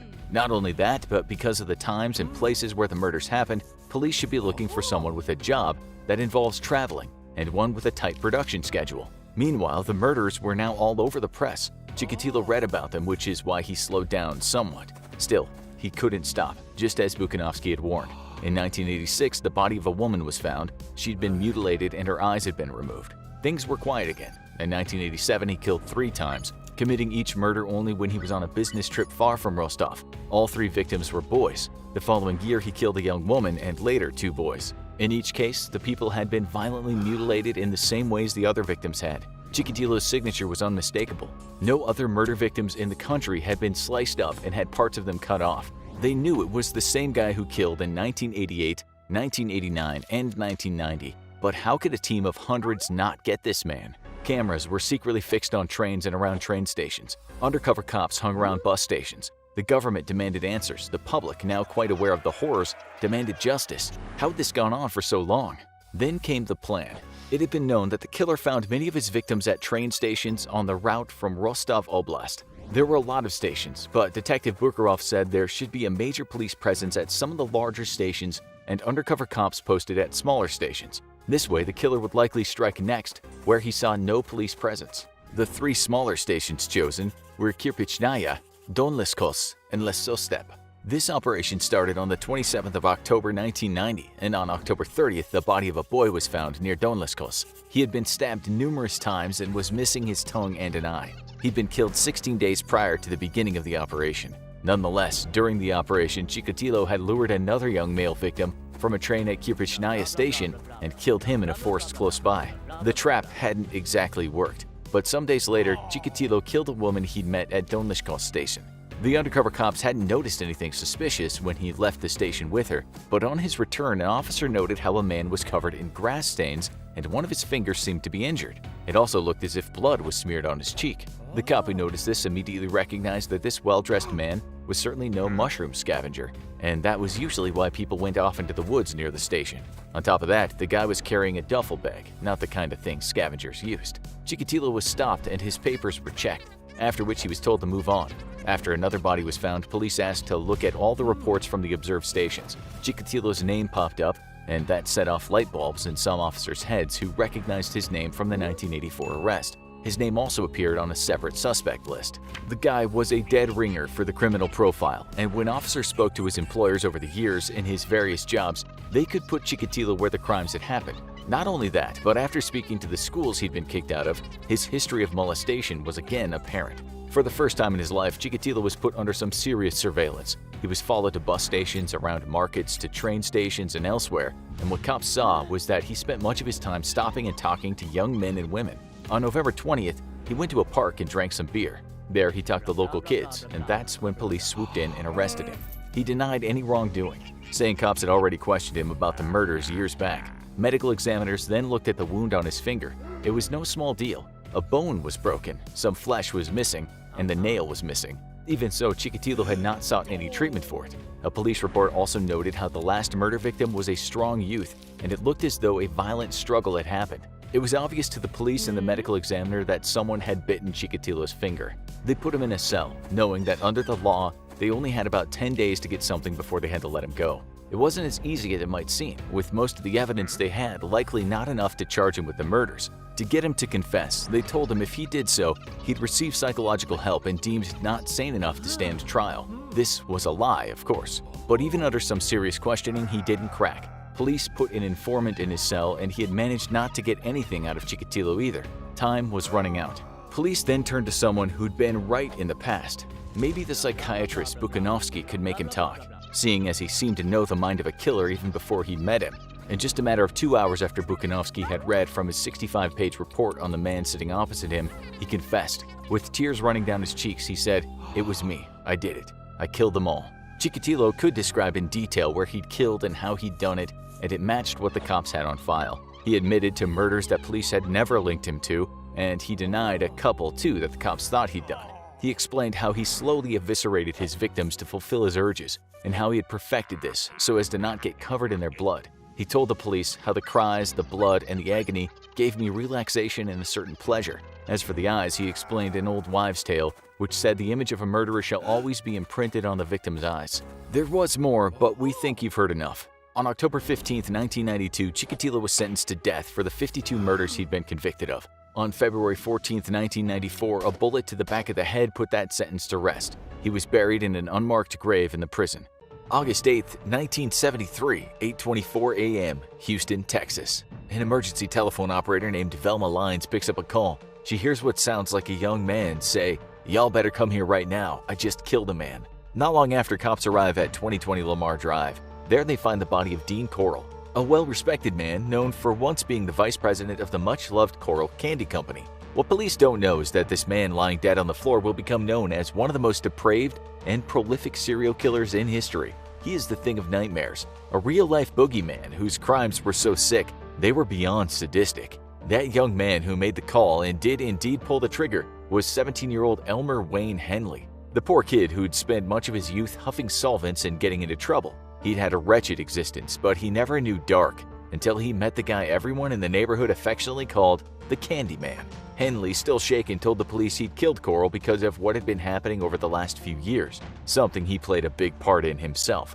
That was to lure mostly disenfranchised teens into Corll's lair. Henley showed police what Corll called his torture board, an 8 by 2 foot piece of plywood, which victims were held to by hooks. He showed them a set of tools, part of Corll's abominable and well-stocked torture kit. The police couldn't believe it when this young man described in lurid detail what Corll would do to his victims, sometimes for days, before they were eventually slaughtered on the board. The cops certainly thought the kid was a nut when he told them there had been dozens of victims tortured and killed by the dead maniac lying on the floor.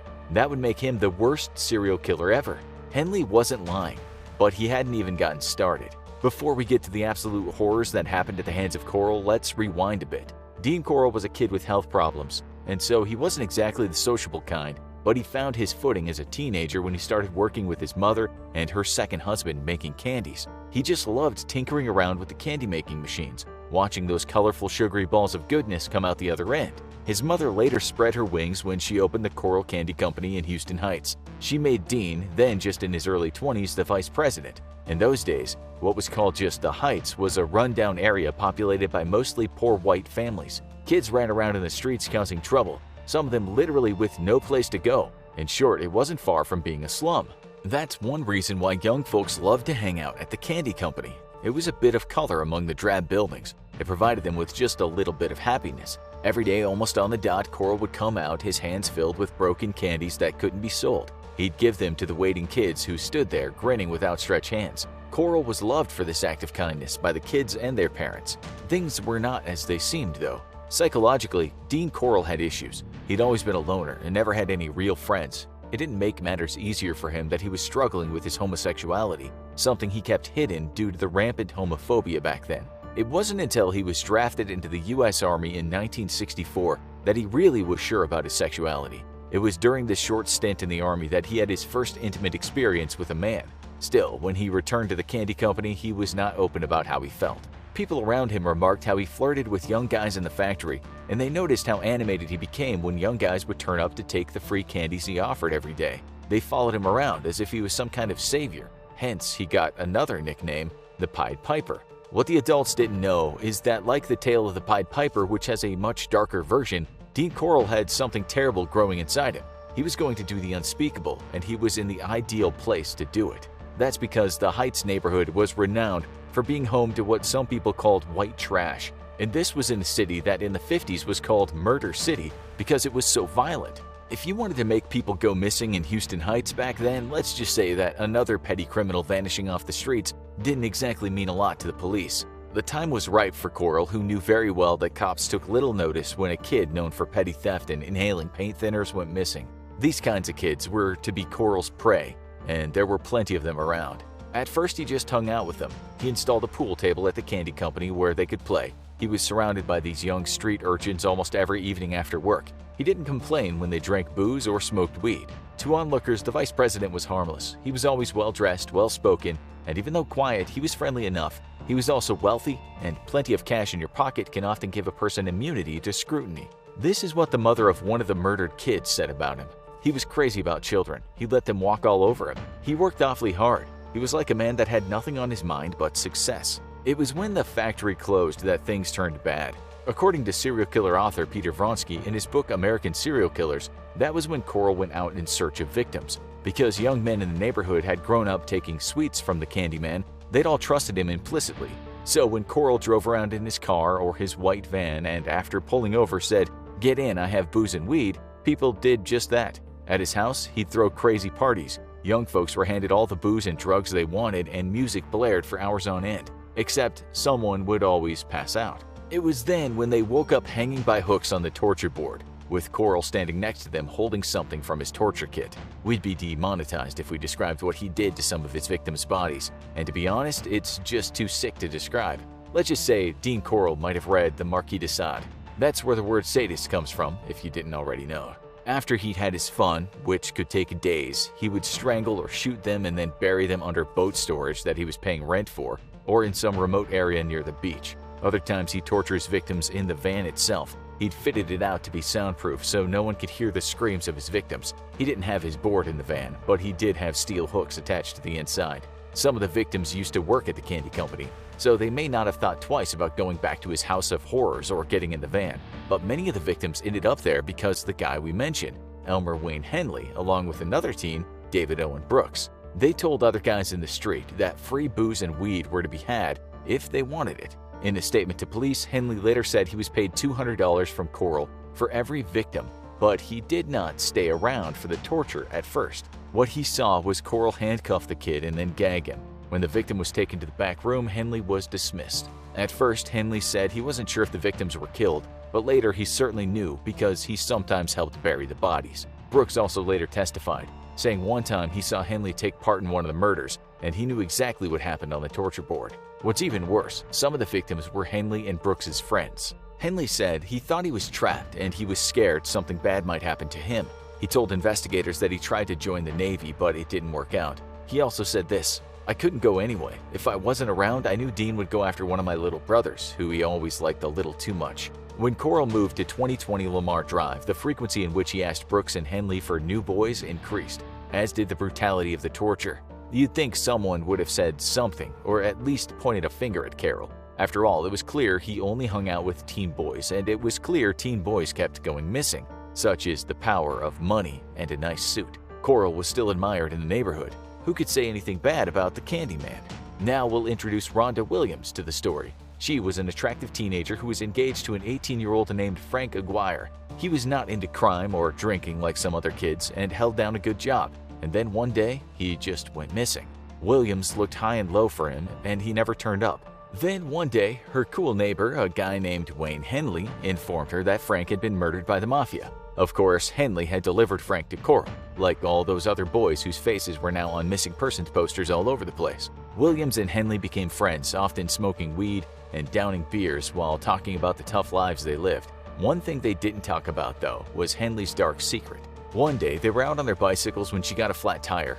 As they stood there in the street, a white van pulled up alongside them. The friendly driver was the Candyman, whom Williams had heard of, but she didn't have a clue Henley supplied him with various torture victims. In a cordial tone, Coral said, "Put your bikes in the back of the van and I'll take you home." They did just that, with Williams wondering why the van looked like some kind of cage. But in the end, Coral actually did do what he said he'd do, and Williams arrived home safely. He had no interest in girls. A few weeks later, and the date was August 7th. In the evening that day, Williams had a huge fight with her hot-tempered father. She was so scared she had to bolt the door to her room where she was hiding from him. Her neighbor Henley turned up to help.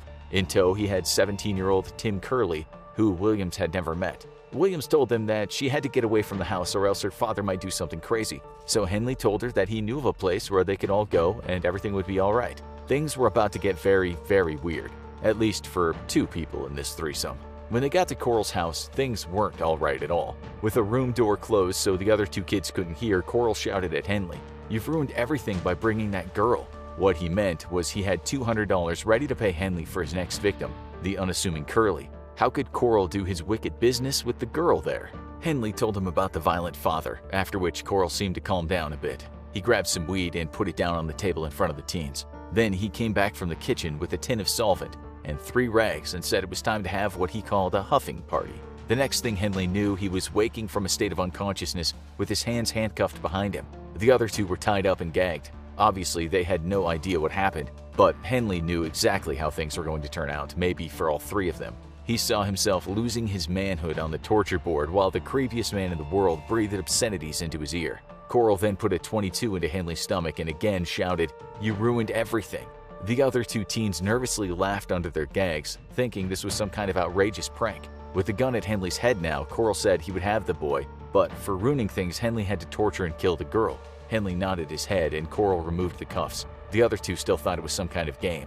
Williams and Curley only started to understand the gravity of the situation when Coral removed all his clothes. He proceeded to walk over to the now wriggling body of Curley. At that moment, Williams' gag came loose, and still kind of smiling, she whispered to Henley, "Is this for real?" She looked for cracks at the side of his mouth when he said in a deadly serious voice, "Yes, this is for real." Henley shouted over to Coral just as he was beginning his cycle of depravity and said, "Hey Dean, why don't you let me take the chick out of here? She don't want to see that." Coral just carried on. Henley, seeing an opportunity, leaped to the side and picked up the gun. He pointed it at Coral and shouted, "Back off! Stop!" Coral, thinking Henley was his ever-obedient helper, returned the threat with, "Go ahead, shoot. You won't do it." Bang, bang, bang, bang, bang, bang. With 6 bullets in him, Coral tried to move but collapsed dead in the hallway. His bloodied, stark-naked body slumped against a wall. Henley then made the call, "Y'all better come here right now, I just killed a man." After he'd untied Williams and Curley, he told them the truth, showing them the torture tools, the board, even admitting that if Curley had been killed, he would have gotten $200. When the cops came, Henley was read his Miranda rights, to which he shouted back in the cop's face, "I don't care who knows about it, I have to get it off my chest." 27 bodies were found in all, many showing the marks of the days of the obscene torture they'd endured before they died. There was likely at least another victim too. Even though movies and documentaries seem to mostly ignore Dean Coral, at the time this body count made him the worst US serial killer in history. Even now, he's virtually unheard of, which is strange when you consider the plethora of movies and documentaries about less demented and less prolific killers. Henley is still in prison today, not for killing Coral, but for everything else he did. The prosecutor said the crimes were the most extreme example of man's inhumanity to man I have ever seen. Henley might get out of jail in 2025, and if he does, he'll be 65. Brooks died in 2020 while still in prison. Curley and Williams naturally never got over the trauma of that day. Curley had mental issues throughout his life and was an alcoholic for most of it. In 2008, he died from a heart attack. Williams was equally traumatized, but she didn't fall prey to alcoholism. She said all her life after the incident, she wasn't sure how she felt about Henley. On one hand, he had led teens toward perhaps the most horrific death possible, and on the other hand, he had saved her life. In 2005, she turned up to the prison where Henley was incarcerated and decided to try and understand just how bad he was. He told her in no uncertain terms that on that day he'd almost shot her instead of Coral, and so saved himself from police capture. He would no doubt have also got $200 for doing it. That was all she needed to know. She walked out of the prison gates and told herself this dark chapter in her life was over. August 21, 1921, occupants of an apartment block in Berlin hear screams coming from one of the rooms, an apartment owned by a well-known butcher and street merchant. A butcher police find, but not of cattle, of women. When the cops barge into the bedroom, the killer is dissecting a woman's body. The cops can have no idea that parts of her were destined to end up on someone's plate. You won't be surprised then to hear that this guy became known as the Berlin Butcher. His story beggars belief. He is perhaps one of a very few serial killers who might have profited from his crimes. We say might because we're not completely sure. Maybe you'll feel the same way in about 12 minutes. This story demands your full attention. 1921 was a bleak time in Germany for most people, following the loss of the First World War and the harsh economic conditions that ensued. Economically devastated, morale in society was as low as can be. Many people saw no light in the darkness. Food was scarce and still rationed, so much so that near-famine conditions were reported in some areas. For many people, they relied on the black market for their fill. On one day in 1920, someone took a lurid photo, a crowd of men butchering a horse in the street, its intestines pushed up against a curb. We can't paint a grim enough picture of what conditions were like for many Germans back then. Life was hell for a large part of the population. Crime was pervasive. Women sold their bodies in an attempt to eke out a living. People begged for food. Vagrants were everywhere. These were the years of crisis. They were also the years that saw some of Germany's worst serial killers. Besides the man we'll talk about today, there was Karl Denke, another cannibal who murdered the poor and sold their meat to unsuspecting members of the public. Even though he killed in the region of 40 people, his story was suppressed at the time. That's why he's sometimes called the Forgotten Cannibal. Also in the 1920s, a German man named Bruno Ludke might have murdered as many as 50 people. Then there was Peter Kürten, aka the Vampire of Dusseldorf, who tore his victims apart and drank their blood. The savage Fritz Harman, who also killed during this dismal era, was later nicknamed the Wolfman. And that's because he often killed his victims by biting them on the throat. He then butchered his prey and sold their meat as pork. He once wrote, "God, oh God, where is it going to end?" In his confession, he told police, "When I would go out of control, I would bite them and suck their necks." Okay, so we think we have amply set the scene for you. These killers are still virtually unheard of, but they deserve much more attention than they've been given in the annals of serial killer history. It seems the English language press, or Hollywood for that matter, doesn't really care about German killers. But arguably even more forgotten is the killer we'll focus on today. Trust us, after hearing this story, you will never forget him. His full name was Carl Friedrich Wilhelm Grossman. He was born on December 13, 1863. He was one of 7 or possibly 8 kids and grew up in the town of Neuruppin. His family was dirt poor, so he left school at the age of 14 to work in a textile factory. He then went to Berlin after turning 16, where he held down many jobs, including a position as a trainee butcher. This would serve him well later in life. He fought in the First World War but was released from duty after suffering a hernia. From then on, he wandered around taking odd jobs, usually in Berlin. When he was 20, he was jailed for begging. He spent much of his young life in and out of jail for vagrancy and petty theft. He also did a lengthy stint in prison for a sex-related crime. On his return from prison, he became well known in his neighborhood, mainly because he was always bringing women back to his apartment. Sometimes neighbors would hear loud arguments, even screams, But with their own lives being so harsh, no one ever bothered to complain. Still, when women started going missing close to the Silesian train station where Grossman was often seen, people became suspicious. One time his neighbors Helena and Mannheim Itzig made a little hole in his door so they could peep through. Time and again they heard screams from his apartment, and they were also pretty sure Grossman looked just like a face they'd seen on a wanted poster. Still, they never saw any murders through that hole. Other neighbors often talked about that awful stench that emanated from his apartment. It smelled just like someone had died in there. When the authorities asked Grossman about this, he just said some meat had gone off. He was a butcher after all. One of his ways to earn a crust was selling meat on the black market. He even had a hot dog stand at a train station. Little did his customers know that he was possibly making the hot dogs out of the women he'd murdered. Selling meat wasn't just a way to make money or afford Grossman some thrills. It was also practical, given he lived in a fourth-floor apartment. Dragging full bodies down the stairs would have attracted attention, even in a neighborhood where people were used to seeing strange things. He often cut up his victims and ate parts of them, as well as drinking their blood, some reports say. Often he dumped the parts he couldn't eat or sell in the canal. Many of his victims went missing, and no one looked for them. They were the less dead women who could vanish without causing a stir. To explain, here's how one historian described the area where Grossman found his victims. In the Südikupenstrasse at the Silesian train station, poor, weathered, and wrecked creatures walk around nightly, especially on Saturdays, without head covering and with blue kitchen aprons. They count on the drunken workers returning home, to whom they can offer themselves for 1 or 2 marks. Often, Grossman would wait in the park in the area called the Andreasplatz. One witness later said that he was almost famous at the park. She explained he was there almost daily and always had a different friend with him. His so-called friends believed in his promise of a free meal and a roof over their heads for the night. He didn't always kill them, however. He was known to hire some of his women. Others escaped his clutch after he'd been violent toward them. People often turned a blind eye to this only because Grossman had money in his pocket, and at times he was willing to lend it to desperate residents in the area. In a book written by the author Sasse Elder, she says, in his neighborhood then, Grossman was no anonymous urban predator like the Ripper of Whitechapel, with whom he'd later be compared. He was, on the contrary, quite well known, if not universally disliked. The book explains that he had picked up prostitutes at times, or single mothers, and sometimes women who had zero social connections. During the court trial, some of the survivors came forward. The story was always the same. For food or clothing, they slept with him. Some of them were lied to.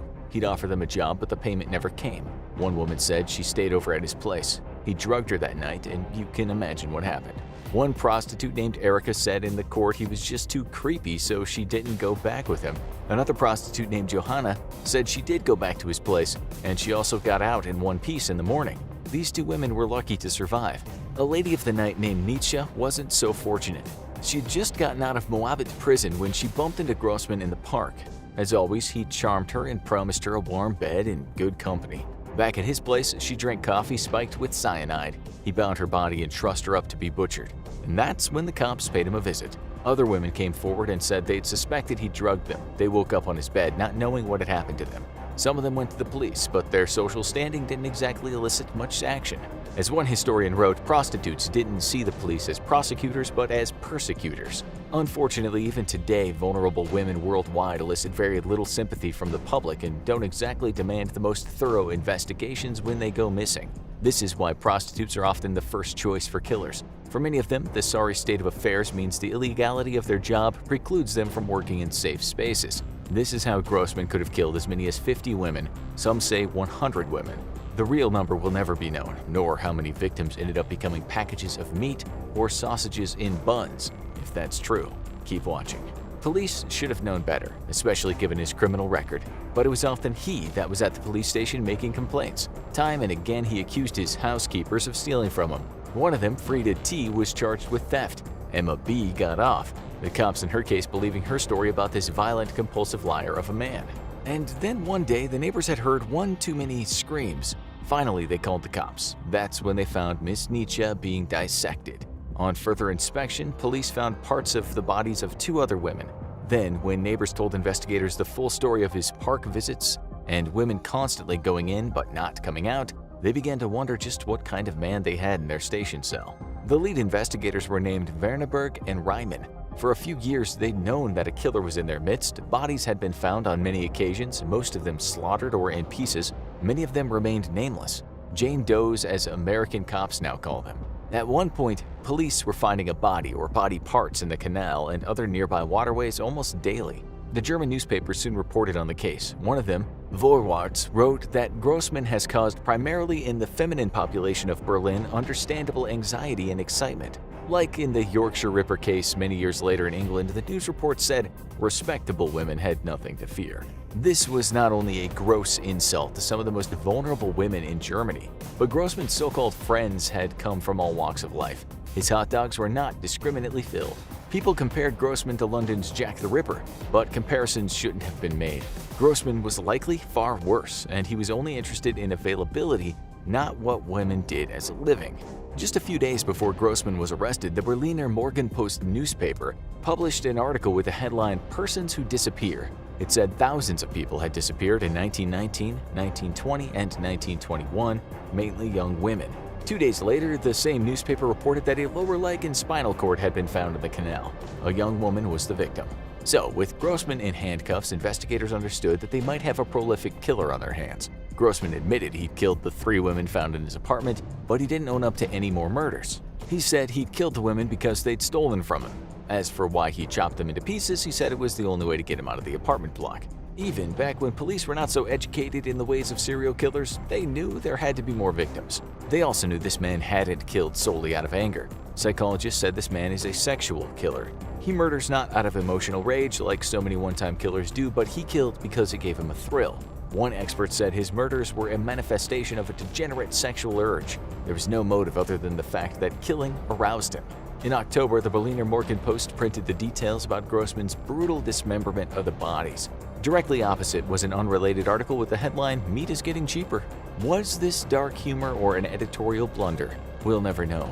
On September 19, 1921, the Washington Post ran the headline, "Butcher held for killing 20 girls and selling flesh." This time there was an editorial blunder in the US. Just below that headline was another headline, "Fresh from Paris." 2 young women in fashionable outfits were printed underneath.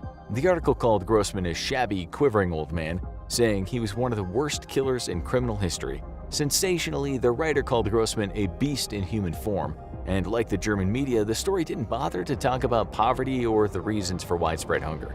It's in that article where American readers first heard about the cannibal meat seller. In the 3rd paragraph it said, "This confessed killer of 20 girls and women, butcher of their bodies and seller of the flesh, in some of them in the guise of veal steak or sausages, will spend the rest of his life in a hospital for the criminally insane." The article stated that hospitals and even savants were racing to buy his skull and other body parts after he died. Designed to titillate rather than educate, the article hyperbolically said Grossman had superhuman cunning. It has for years been a habit of poor reporters to dehumanize serial killers, therefore avoiding tricky discussions about the problems in society. With that in mind, perhaps some of the rest of the story was exaggerated. It's stated that Grossman would often walk around with a package of meat wrapped in brown paper. He'd hug it into his stomach and then peddle the contents to some shady itinerant butcher or half-starved inhabitant of the darkest of Berlin. We've dug pretty deep in the story, and we have no idea where the Post journalist got some of those small details from. The story wasn't just pulled out of thin air, though except for a bit about confessing to 20 murders, he only admitted to the police that he'd killed 4 women. German investigators did think Grossman was behind scores more murders. One of the reasons was that in the canal near his house they discovered the limbs of 23 women. Investigators even found entries in his diary which suggested he'd lately killed more women and thrown the useless parts into the canal. The German newspaper Local Anzeiger wrote, "The mass murderer Grossman is suspected, after the dismemberment of the murdered women, of having prepared them as a fleshy treat." It further explained he apparently, after separating the flesh from the bone, prepared some veal, some as corned beef, some as sausages, and then sold them nearby at the Schlesischen Bahnhof. To this day, we don't know where the newspapers found this evidence. The police certainly never said that, not in official statements anyway. What is certain, though, is that neighbors told investigators and reporters that they had bought packages of meat from Grossman. It's also a fact that human hot dogs and dubious veal sold the newspapers. Names of dead women who were suspected victims were reeled off in other papers. They included Louise Werner, Lisbeth Polske, Marie Feld, Emma Baumann, Emma Boritsky, Frida Thomas, and Albertine Asher, to name a few. Grossman never did meet with the scaffold, though. He died in his cell shortly after he'd been sentenced to death. Mr. Yang Shanhai was as wicked, if not more wicked, than any serial killer that has ever plagued the towns, cities, and villages in the USA. He was certainly worse than anyone who's left blood splatters and body parts within the pleasant green borders of the UK, the home of Jack the Ripper. So why, you might be thinking, is Yang Shanhai, aka the Monster Killer, completely unknown to you? The short answer is he was so incredibly barbaric and so infinitely cruel that he became an embarrassment to China. Don't hold your breath waiting for the Chinese true crime series about him. Yang is yet to hit Netflix, but for us he certainly deserves a place on the list of the worst of the worst of the world.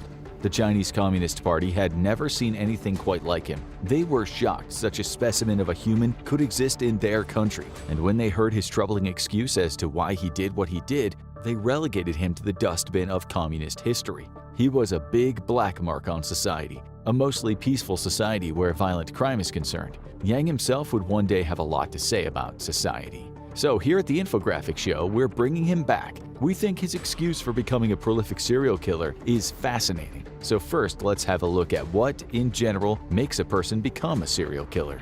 While only about 1% or less of the general population is considered to be full-blown psychopaths, and maybe 1/4 of people exhibit various psychopathic traits such as narcissism, impulsivity, lack of empathy, and superficial charm, many serial killers are psychopaths. A study at Columbia University found that 86.5% of serial killers on record met the criteria for psychopathy, which means ticking the right boxes on something called the Hare Psychopathy Checklist. That same study said 87.5% of serial killers met the criteria for sadistic personality disorder. They actually enjoy seeing people suffer at their own hands, as Yang certainly did. Killing was sport to him. Unlike some serial killers, he wasn't interested in the aftermath. He didn't want to stay near the bodies or take parts of them home with him. He was driven by violence and the fear of his victims, some of whom he didn't kill immediately. He was a sadist. At least that's what we can gather from the little information the Chinese police have made public about his crimes. But psychopaths in general don't kill people. You all likely know or have met a psychopath. You might have dated one or worked with one, and despite their flaws, they probably aren't going out at night and tearing strangers to pieces. There's more to serial killers than psychopathy, a lot more. It's hard to predict who will become a serial killer. They're not easy to pin down. Otherwise, we'd have minority reports on certain kids and they'd never become killers. Even so, researchers in the US have found many serial killers share certain childhood traits, such as chronic bedwetting or setting fires, and a big one, seeming to enjoy hurting animals. But this might just be a consequence of childhood neglect. Neglected kids don't usually start killing, but we can say that the majority of serial killers faced childhood trauma. Something else usually happens, perhaps a serious head injury that affects their faculty of reasoning, or maybe they learn to associate violence with sex, and in many cases the kids witness or experience extreme violence and then later normalize it. There aren't many serial killers in the world because so many things have to go wrong for one to develop and begin killing. It's thought right now, in the US, there might be 25 to 50 serial killers, and the majority of them would have abnormal childhoods. With this in mind, let's look at the childhood of today's killer. Are there any clues in his childhood that might help us understand why he became such an incredibly cruel adult? Yang was born on July 17, 1968, which isn't a great time for the rural poor in China. This was the time of the leader Mao Zedong's Cultural Revolution, May 16, 1966 to October 6, 1976. Prior to this, from 1958 to 1962, Mao had failed in his campaign to make China great again in what was known as the Great Leap Forward. Up to 50 million people died, mostly from starvation, disease, or being worked to death. And according to the historian Frank Dikötter, at least 2.5 million people were beaten or tortured to death. In Dikötter's book, The Great Leap Forward, he cites the Chinese historical archives describing unbelievable horrors such as people selling their kid for a bowl of rice, or in one case a parent being told by local officials or cadres to bury his child alive because the starving kid stole some grain. Such horrors were widespread. Imagine growing up in that environment, which was not very long ago. In the Cultural Revolution, when much of China got behind Mao to weed out the counter-revolutionaries and the so-called bourgeoisie elements of society, teachers were sometimes dragged out of their classrooms by students and beaten to death. Neighbors snitched on neighbors, property was violently confiscated, and the intellectual class were often publicly humiliated and sent to the countryside in the millions. Persecution was pervasive, violence and fear were everywhere you looked. This all happened when little Yang was learning how the world worked. The investigative historian and writer of numerous books on serial killers, Peter Vronsky, states that in Europe and the US, there was a boon of serial killers in the 20th century, with those killers being the children who grew up around World War I and World War II. Vronsky has stated that there might be a connection between widespread economic hardship and kids who become killers. He said there might be another serial killer surge when the children of the 2008 economic crisis get older. Maybe the pandemic and the Ukraine war, with all the hardship they've caused, could bring about another golden age of serial killers, if they can get past the omnipresent CCTV, that is. It's interesting that in the early 1990s and early 2000s, China experienced a serial killer boom. The killers, or most of them, had grown up in the age of Mao. This included a man who murdered 25 students he lured from gaming arcades in Henan. Then there was the man known as China's Jack the Ripper, Gao Chengyang, a devoted family man and greengrocer who viciously mutilated 11 women in the Gansu province from 1988 to 2002. And let's not forget Cheng Peng, who from 1988 to 1995 killed 6 people and fed some of them to his beloved dogs. If you look at the full list of Chinese serial killers during this boom, many were born and grew up during those dark days under Chairman Mao's rule.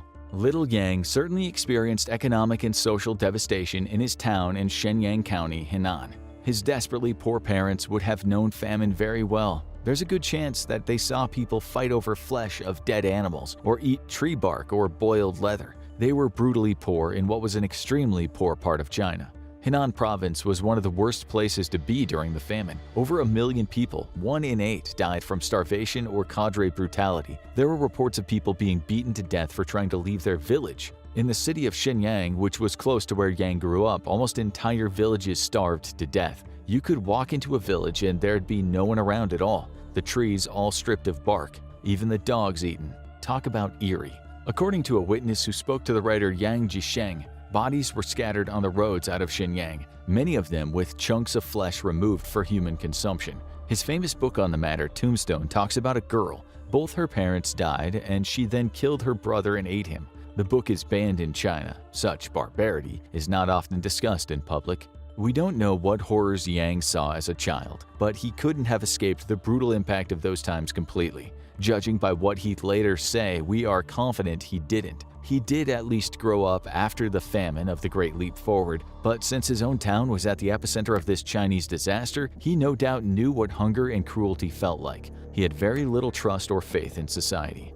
Yang was the youngest of 4 children living in what the press called a dilapidated house. He was smart but was said to be very introverted. He didn't have many friends, and despite his relatively high IQ, he had little interest in studying.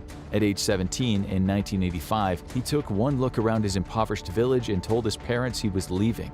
There was as yet nothing to suggest this boy would become unimaginably cruel. His father just said he was angry and he left, never to return to his home village. It didn't take long for him to fall afoul of the law. Little is known of his life back then, perhaps due to the Chinese government wanting to keep his case quiet, but we do know that he would drift from town to town looking for work. He was arrested in 1988 and 1991, both times for theft, which led to stints in labor camps. It seems he had a girlfriend around this time, but she didn't wait for him to get out of the labor camp.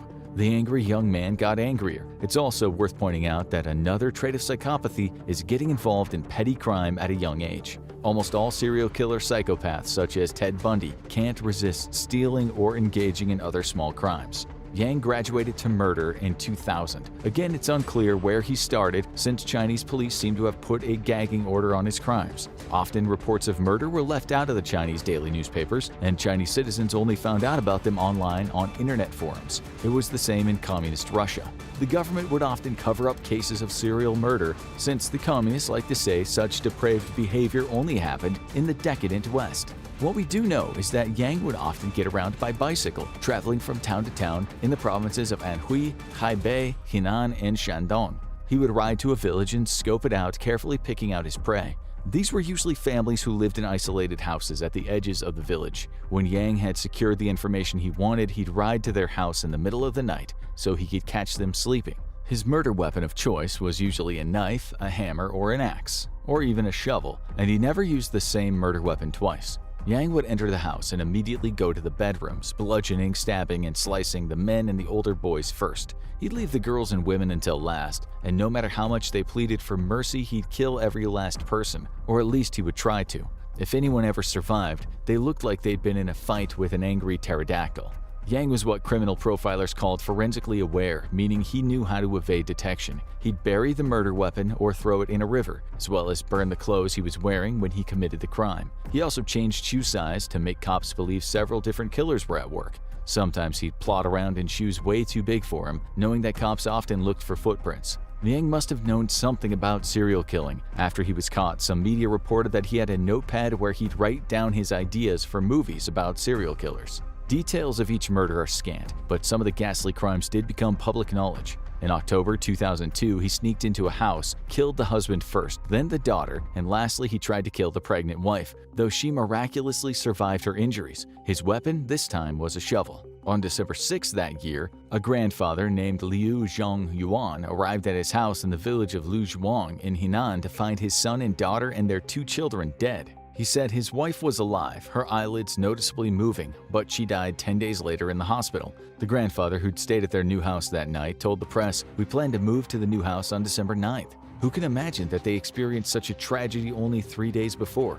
Yang had used a hammer, which he buried, and he threw his bloody clothes in a river. Regarding the modus operandi, Yang's murders weren't difficult to connect. Even though the police never let the public know that there was a serial killer on the loose, the first time Yang killed is thought to have been September 19, 2000, when he slaughtered 2 family members. Less than 2 weeks later, he slaughtered 3 members of a family. Each time he sneaked into their house at night and slaughtered them as they slept. His crimes were similar to those of the USA's Richard Ramirez, the Night Stalker, but Yang offered no devil excuses, and he'd rack up a much longer list of victims. Yang kept on killing, murdering just 7 people in 2001, but in 2002 he murdered 33 people, each time attacking a family or a couple. In Jumadian in Henan, he murdered 5 people in one house, the highest number he'd kill in one night's work.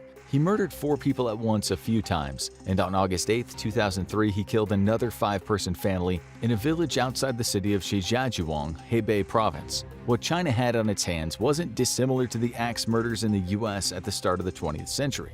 The Chinese police wouldn't ever fully explain what Yang had done in those houses, but they did talk about extreme cruelty and bloodbaths. 3 months after his massacre of 5 in Shijiazhuang, Yang was in the city of Kangzhou in the same province when police picked him up at what the media described as an entertainment venue. Some media stated it was a nightclub. Reports say he acted suspiciously, so police asked him to go with them to the station. Again, details are scarce, but it's likely they recognized his face because they soon took a DNA sample from him, and the game was up. Yang might have been forensically aware, but it's not as if he committed those murders with a hazmat suit on. The cops soon connected him to the crimes in 4 provinces. He subsequently confessed. All added up, his reign of terror in just 3 years had led to the violent deaths of 67 people, with 10 people very seriously injured. His crimes also included very serious sexual misconduct, something we can't describe here. Had he not been caught when he was, he might well have gone on to kill over 100. If you look at the crimes and what he had to say about them, it seems he was just getting started. Soon the Chinese media was aflame, with some Chinese news reports stating that Yang was even worse than the killers in the USA. Some Chinese citizens vented their concerns about how the Ministry of Public Security had kept his crimes under wraps. In China, everyone is familiar with the term Wai Qi Wen Ding, which translates to maintaining public stability. Things must never look like they're getting out of hand, so the cops don't always tell the media what's been going down regarding crime. Still, had people known a madman was in their midst, they might well have put better locks on their doors. Now we'll ask the question that we asked at the start. Why would a man do such things? Yang always tried to make sure everyone was dead. His barbarity was about as bad as it gets in the world of serial killers. The crime scenes he left were absolutely devastating. Young or old, he attacked them like a monster. His answer to that at first was that he was upset that his girlfriend had broken up with him when he was first sent to a labor camp. To most Chinese citizens, that seemed stupid and not the least bit sincere. There had to be more. His second answer made more sense. He said, "When I killed people, I had a desire to kill more. This inspired me to kill more. I don't care whether they deserve to live or not. It's none of my concern." These were the words of a psychopath. He had zero empathy. Many serial killers who'd been caught also discuss killing as an addiction, one that usually spirals so much out of control that they get sloppy and get caught. Yang's childhood may also have played a part in his crimes. He also explained, "I have no desire to be a part of society. Society is not my concern." In another interview, he said, "Killing people is very usual, nothing special." Where did he learn that killing was usual? Maybe when death was a common occurrence back in the days of Mao. It's also interesting what a policeman told the Jiangnan Times about Yang. The cop said Yang was never interested in getting money from his victims. He added, "He committed crimes to merely hurt society." We should also mention that despite many Chinese citizens living through hell in the recent past, the country does have a very low crime rate on the whole, including a very low violent crime rate. China only has a murder rate of about 0.5 per 100,000, compared to the USA's 7.8 per 100,000. China is a relatively safe and friendly nation. It feels safe when you visit, but no country in this world, it seems, is 100% serial killer proof. On February 14, 2004, the 35-year-old Yang, then already known as China's worst ever serial killer, breathed his last breath and was put to death by firing squad. Picture this. It's 1838, the second year of Queen Victoria's reign. You're an inspector working for the Metropolitan Police Service, a newly formed organization tasked with laying down the law on the foggy streets of London. You don't have an easy job. The first case of successful forensic fingerprinting won't happen for another 54 years. The first camera had only been invented 22 years ago, and the process of taking a picture is too long and too complicated to catch criminals in the act. And Dr. Edmond Lecard, a French criminologist, referred to by some as the father of forensic science, won't even be born until 1877. In other words, if you're hoping to bring a criminal to justice, you better have some reliable witnesses. One day, as you're patrolling the streets of Peckham, a district of South London, a panicked man runs toward you. He's gibbering, petrified, says he's just witnessed a horrible crime. No, it isn't Jack the Ripper. He won't start committing his gruesome murders in Whitechapel for another 50 years. However, the criminal that the terrified witness describes to you is even stranger. He's got fiery eyes, a monstrous face, and long metal claws. He can jump to inhuman heights and can even breathe fire. He sometimes wears a helmet, sometimes a cloak, and sometimes even a suit of black bulletproof armor. Some even said he could terrify women into dangerous fits without laying a finger on them. You could think, surely this witness is either crazy, lying, or drunk. No such man could possibly exist. But you don't think that. Instead, your blood runs cold. You gulp, give a solemn nod, and say, "I'll get right on it, sir."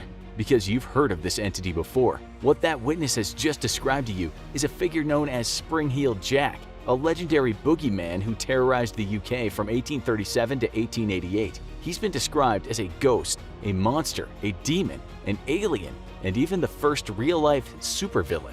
Sir John Cohen, the Lord Mayor of London, has publicly acknowledged the threat of this supposedly supernatural criminal. He received startling correspondence from the public earlier in the year. They detailed the attacks of a man with iron claws on servant girls in Hammersmith, Kensington, and Ealing. Even local blacksmiths aren't safe from his wrath. None of these victims have reported their attacks out of fear, but it seems more sightings occur every single day. Even the Duke of Wellington, a man nearly 70, attempted to hunt the mysterious beast on horseback to no avail. If Jack isn't stopped, who knows what this sharp-clawed, fire-breathing maniac will do next? That's why it's your job to track him down and bring his reign of terror to a long overdue end. Like any good police inspector, first, you look over the major witness reports. Hearsay about a tall, cloak-wearing man harassing women around the city has been circulating for a while. The monster, who would soon come to be known as Spring-Heeled Jack, was a popular figure in tabloid journalism and penny dreadfuls for months before anyone got the law involved.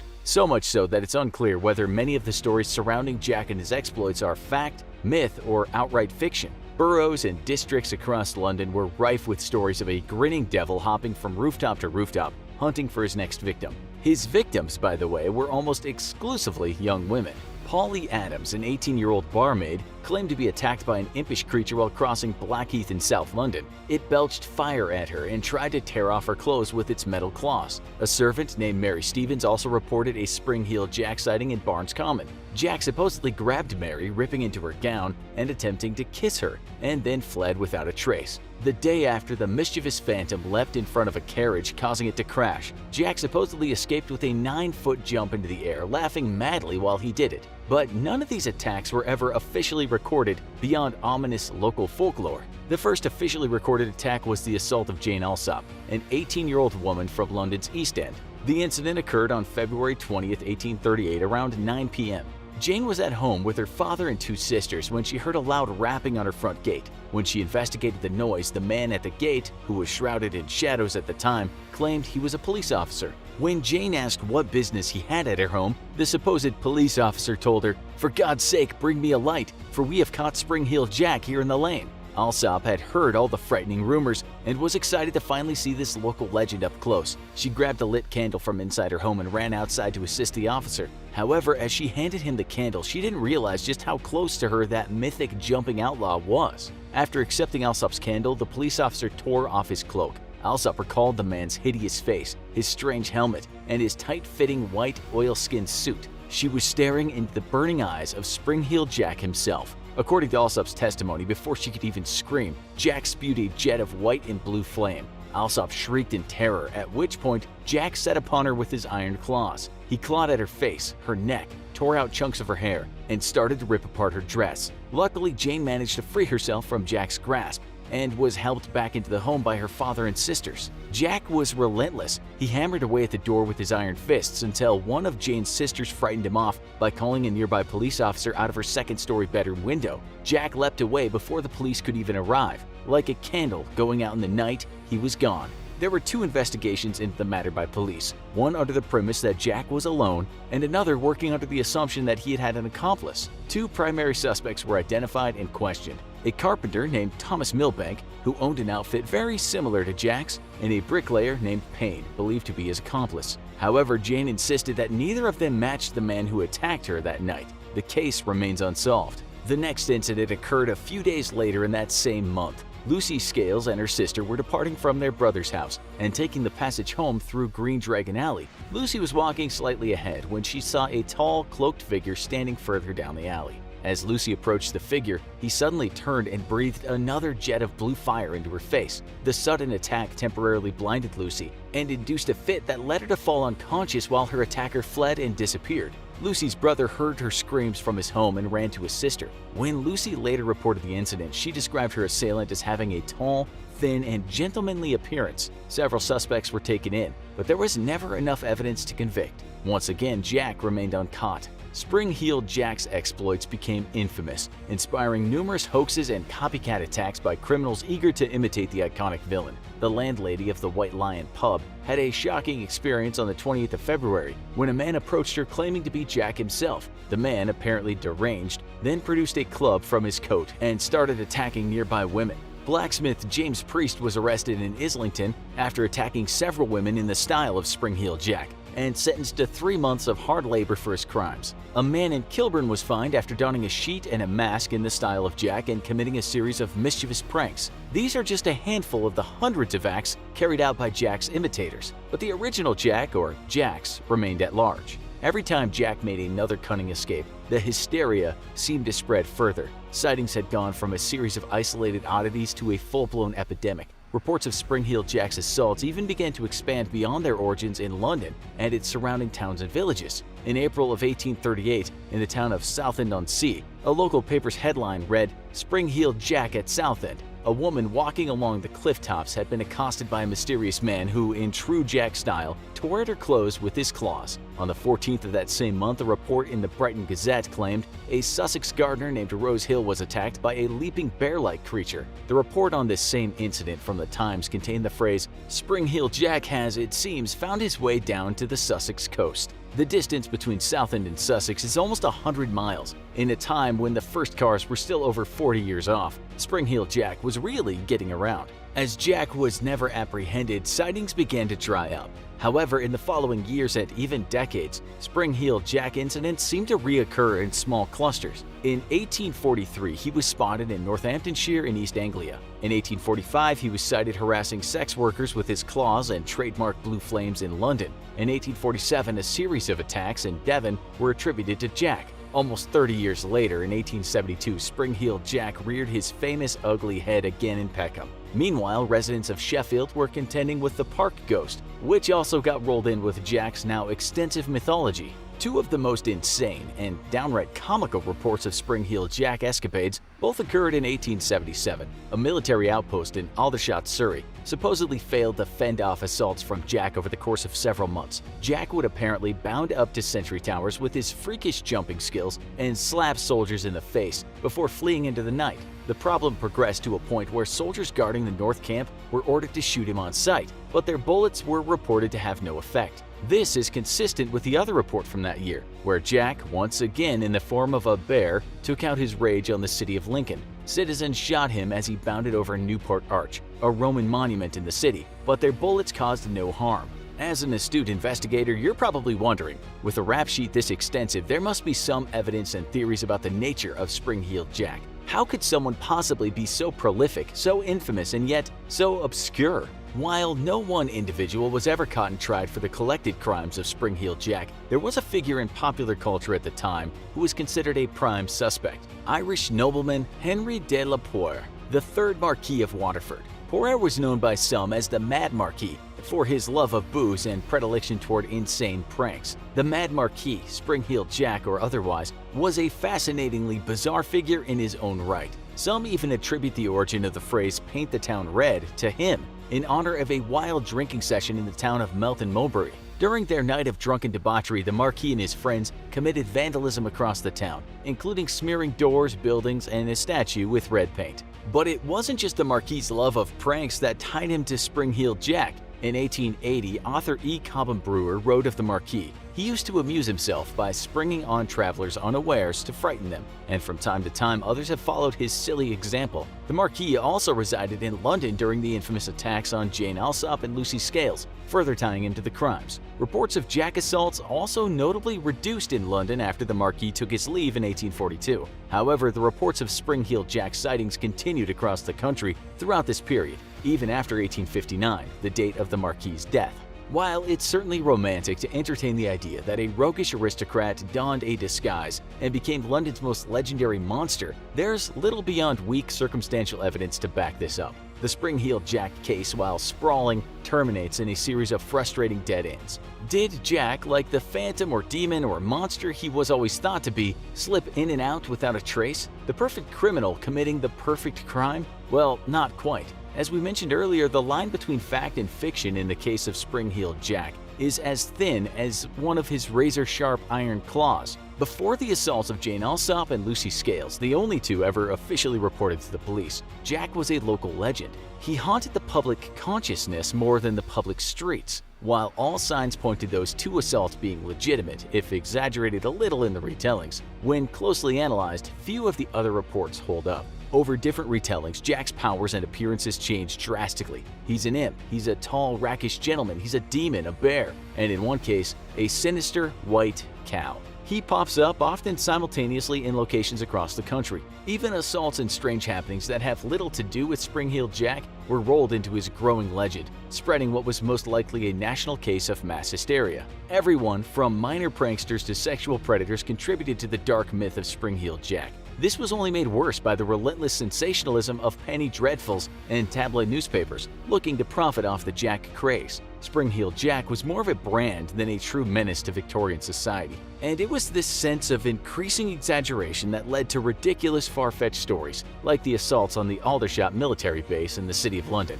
As this investigation draws to a close, we have one more question to ask ourselves. Was Spring-Heeled Jack, as in the being with a hideous face, iron claws, freakish jumping ability, and fiery breath, even real? No, probably not.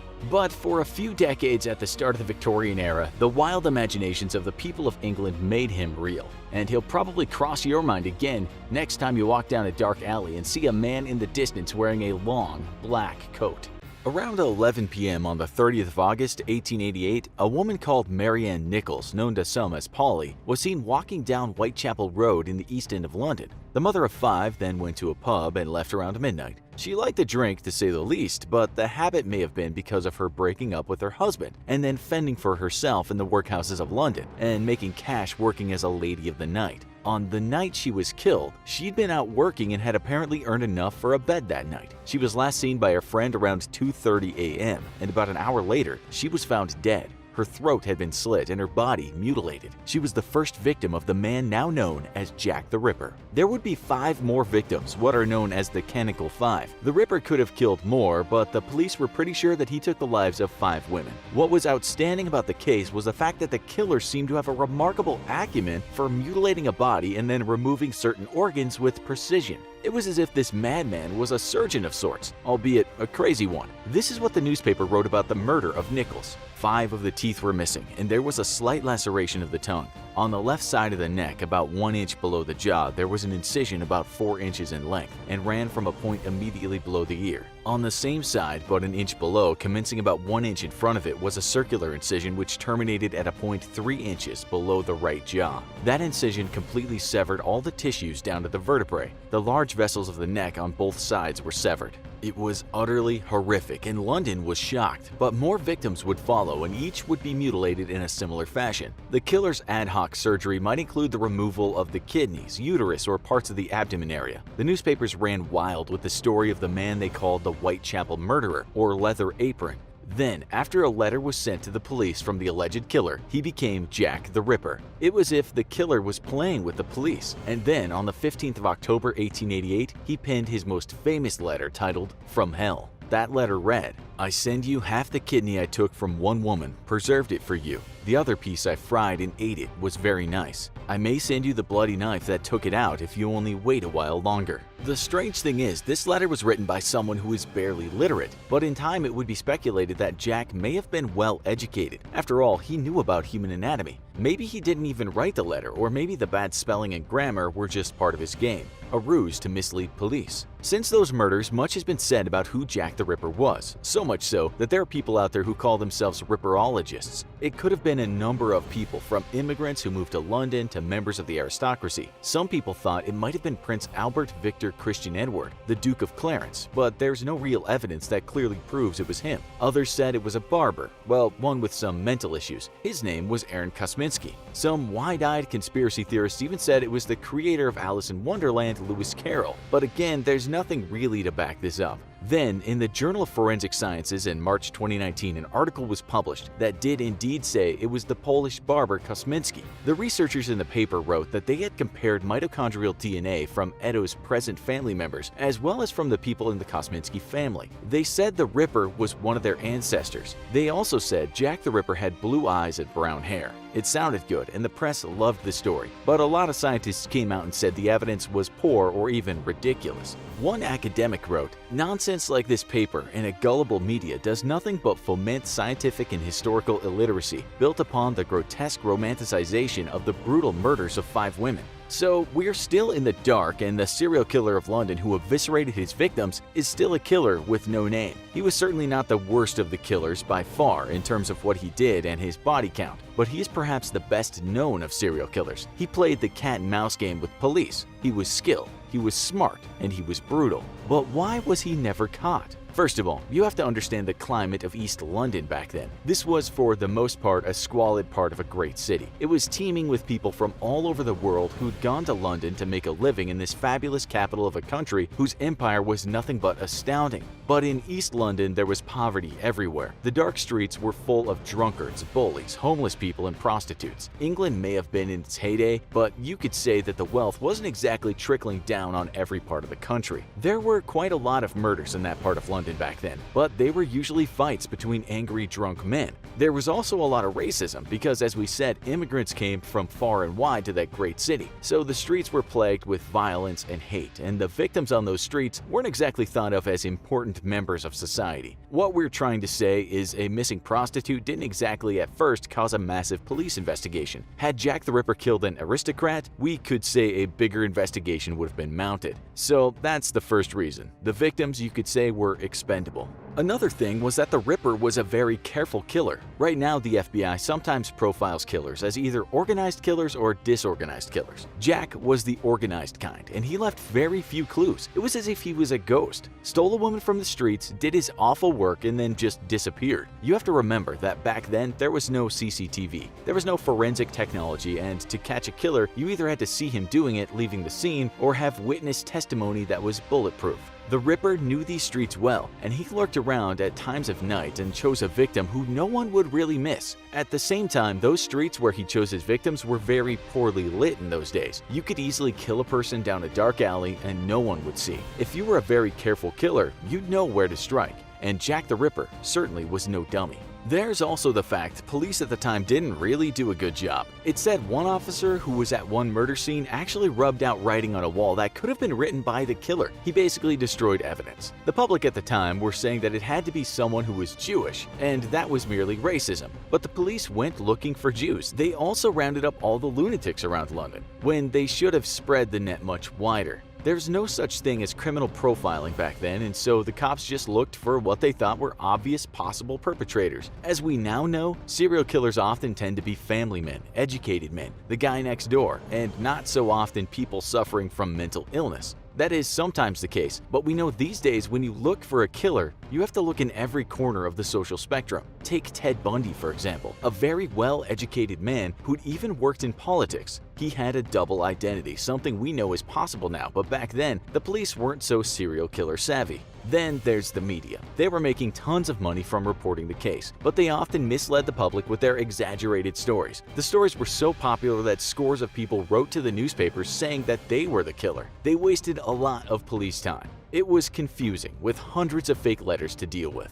And what if the Ripper was a noble person? Was it a cover-up? This is one theory, but the evidence that it was an aristocrat isn't exactly substantial. That said, if the Ripper was an educated person from a wealthy background, the police certainly weren't looking at those types of people. They had their eyes set on poor immigrants and people with known mental illness. When you think about it, the Ripper killed on the weekends and in the early hours of the morning. That would possibly mean he was in full-time employment and was likely single. Married men would arouse suspicion if they were out at 2 or 3 in the morning, especially if they came home with blood on them. What if it was Queen Victoria's grandson, the Duke of Clarence? Theorists contend that he liked to go out to the East End of London and regularly meet women of the night there. Some say this gave him the syphilis that eventually killed him. But the story from the mainstream end of the spectrum is that he couldn't have been in London during the time of the murders and didn't die of syphilis but pneumonia. If there was a cover-up, it's still well covered and will remain so. Then there's the artist Walter Richard Sickert. He was said to have been obsessed with Jack the Ripper, and many people have written compelling articles and books accusing him of being the Ripper. Still, the evidence is weak, but what we're trying to say is that if the Ripper was educated, well-known, he wouldn't have been in the headlights of the cops back then.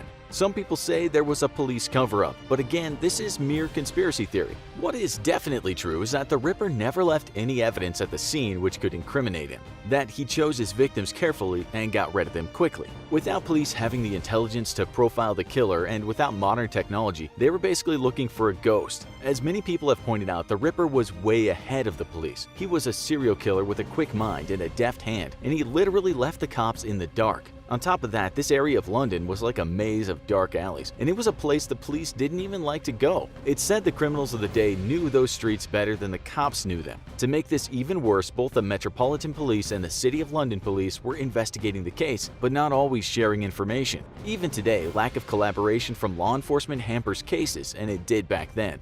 Serial killers. Every true crime buff knows all about them, and they often debate who the worst of the worst actually is. Ted Bundy's trial was probably the most highly publicized in history, and Jeffrey Dahmer's twisted appetites were tabloid fodder for years. Neither of them, however, reached the shocking number of murders that one serial killer reached in the Pacific Northwest. He stalked Washington for decades, leaving a trail of bodies in his wake. The media called him the Green River Killer, and he almost got away with everything. It was the early 1980s in King County, Washington, and horror was about to come to the winding Green River. The long river snakes from the rural areas of northwest Washington to the bustling city of Seattle and forms the approach to the former logging area of Stampede Pass. But for a group of children playing along the river on July 15, 1982, it would be the end of innocence. They discovered the body of Wendy Caulfield. a 16-year-old from nearby Puyallup, floating in the river. An investigation quickly began, but no leads were found to her killer. Wendy was likely the first to die, but she would be far from the last. It was just over a month later when 4 more bodies of young women would be found in the Green River. It was clear the Pacific Northwest had a serial killer on its hands. A massive task force was formed, the biggest since the hunt for Ted Bundy in the previous decade. Many more bodies would follow, all of them young women, many of them runaways and sex workers. But it would be a long time before the police had answers, despite them intersecting with the killer many times in the decades that followed. Who was this serial killer striking fear in the whole region? His name was Gary Ridgway, and he was one of the most effective and dangerous killers the country had ever seen. Born in Salt Lake City, Utah in 1949, Gary Ridgway seemed like a normal boy, but under the surface there were early signs that he was disturbed. He was a middle child with a strict, domineering mother. He struggled in school, battling with dyslexia, and was held back a year in high school. Evidence later showed his IQ was only in the 80s, but there were darker signs. His father was an angry man, a bus driver who frequently complained about sex workers along his route. Ridgway had a problem with bedwetting, and his mother humiliated him after every episode. Gary Ridgway's journey to becoming a killer would begin early, when he was still a teenager. Ridgway liked hurting things from an early day, starting with shooting birds with a BB gun. But he had a taste for bigger prey, and one day when he was still in high school, he approached a random 6-year-old boy with a knife and stabbed him, deep enough to injure the boy's liver. The boy, who asked to remain anonymous, remembers asking Ridgway, "Why did you kill me?" He survived but spent several weeks in the hospital. Ridgway was never caught for the attack, and the victim realized years later that he had almost become the first murder victim of the Green River Killer. What made Ridgway so dangerous? He knew how to bide his time. After his first foray into attempted murder, Ridgway seemed to be slipping back into normal life. He graduated high school, married his high school girlfriend Claudia Craig, and joined the Navy.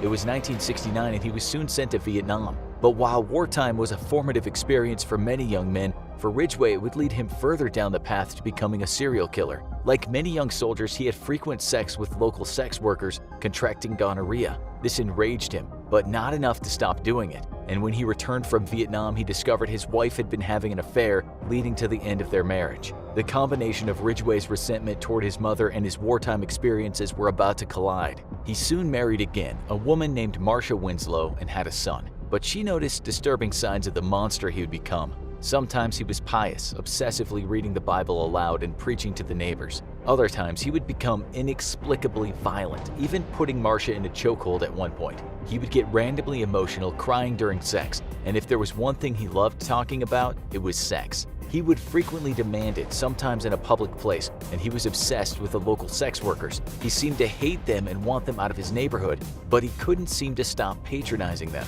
His anger and obsession built until it exploded in a cocktail of violence.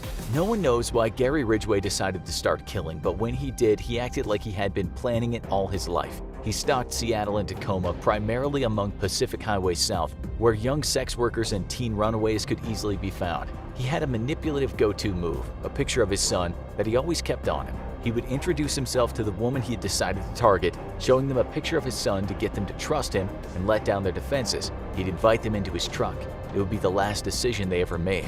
Sometimes Ridgway would drive them home, sometimes he would drive them to the woods, sometimes he'd decide to do the deed right there. But what came next was always the same, and his chosen victim would have sex, and midway through, he would make his move. He wrapped his forearm around their neck and pulled as hard as he could, killing them from strangulation. He would then drive them to a dumping ground and hide their bodies. He started in the Green River, but eventually started dumping bodies in more wooded areas and near the local airport. When asked how many young women he had killed over the years by investigators later, he would simply answer, "I lost count." Despite his low IQ, Ridgway was a highly competent killer. He knew exactly how to hide kills, spreading out the bodies and transporting some across state lines. He would sometimes contaminate the bodies with pieces of evidence he had taken off other people, like gum, cigarettes, and even written notes. He would sometimes pose the bodies naked before burying them, and he remembered where every body was, because sometimes he liked to return to them and dig them up so he could engage in necrophilia. It seemed like the perfect crime wave, but not quite. The police were onto Gary Ridgway surprisingly early. It was April 30th, 1983, and Ridgway had just taken his latest victim, Marie Malvar. But Malvar didn't vanish unnoticed. Ridgway's pickup truck had been sighted by her boyfriend, and the man chased down Ridgway, reporting him to the police. The police interrogated him, and Ridgway denied any involvement in Malvar's disappearance. They let him go, but it wouldn't be the last time he had contact with the Green River Task Force. But the next time, he would come looking for them. It was May 1984 and the toll of victims kept on rising, with 42 bodies being found in the area. The task force received a call from Gary Ridgway claiming to have information. He was still on the radar of the officers after their last encounter, and they made him pass a polygraph test before they'd work with him. He passed, denying any involvement in the killings. This would make experts later think he was a sociopath who could lie so convincingly he wouldn't be flagged by a lie detector. The task force would look at Ridgway again, but he would keep on slipping away. As the bodies kept showing up near Green River, the task force became desperate. Experts Robert Keppel and David Reichert, both of whom had been involved in previous hunts for serial killers, even interviewed Ted Bundy on death row for his insight into the Green River Killer's psychology. He identified many of Ridgway's patterns and told him to stake out one of the graves to see if Ridgway returned. But Ridgway was good at biding his time. While many serial killers escalate until they get caught, Green River had a pattern and he stuck to it. His third wife, Judith Mawson, who he married in 1985, realized years later that he'd been pulling off killings right under her nose. When the carpet disappeared, she didn't give it a second thought until investigators told her he had likely removed it to wrap up a body.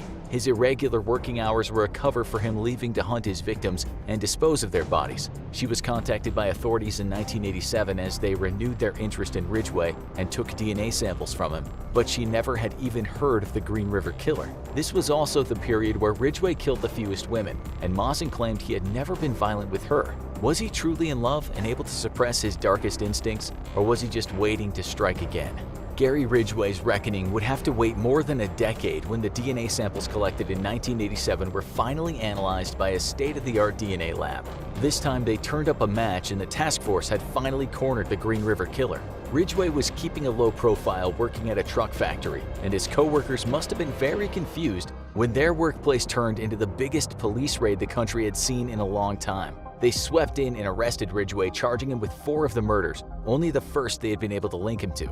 It was going to be the trial of the century, or would it? When a prolific serial killer is arrested, most would expect him to be held in the most high-security prison possible. That wasn't the case here, as a little over a year into his pre-trial detention, Ridgway was moved to a medium-security prison. Soon it was announced that he had reached a plea deal with prosecutors. In exchange for the death penalty being taken off the table, Ridgway would plead guilty, receive life in prison, and name every single one of his victims to give closure to the families. The true scale of the Green River Killer's crimes were about to be revealed. In total, Gary Ridgway pled guilty to the murders of 48 women, making him one of the most prolific serial killers in American history. He was sentenced to 48 consecutive life sentences plus 10 years for evidence tampering for every victim. He won't be getting out of prison ever again unless somehow he discovers the fountain of youth in his prison toilet. With the new evidence he gave them in prison interviews, police were able to track down the bodies of many of his carefully hidden victims around Washington and near Portland, Oregon, giving closure to grieving families decades later.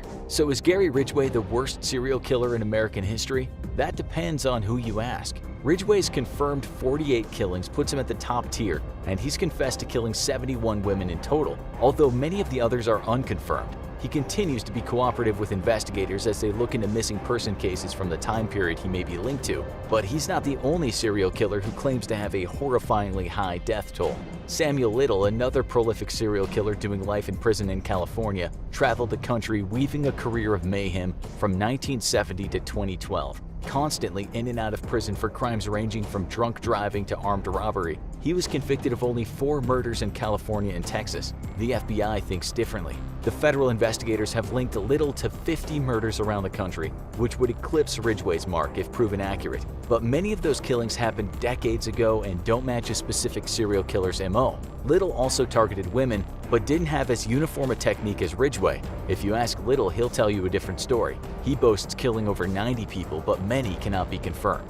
So who is the worst serial killer in American history? Both men are doing life in prison. Both claim many more killings than they've been convicted of. Both are in their senior years, and the odds are the truth will go with both men to their graves. If you ask the people around the Green River in Washington, they'll tell you that Ridgway's reign of terror is something they'll never forget. How many people have you killed? An interviewer asks the prisoner known as the Iceman, a one-time altar boy, a family guy, and prolific hitman. An approximate guess? He pauses, then says, more than 100. His face shows no remorse, no sign of emotion, other than perhaps a veiled bitterness aimed at life itself. How do you feel about killing? Asks the interviewer. I don't. "It doesn't bother me at all. I don't have a feeling one way or the other." He'd be asked the same question in another interview, and that time he'd reply, "Nothing haunts me. No murders haunt me."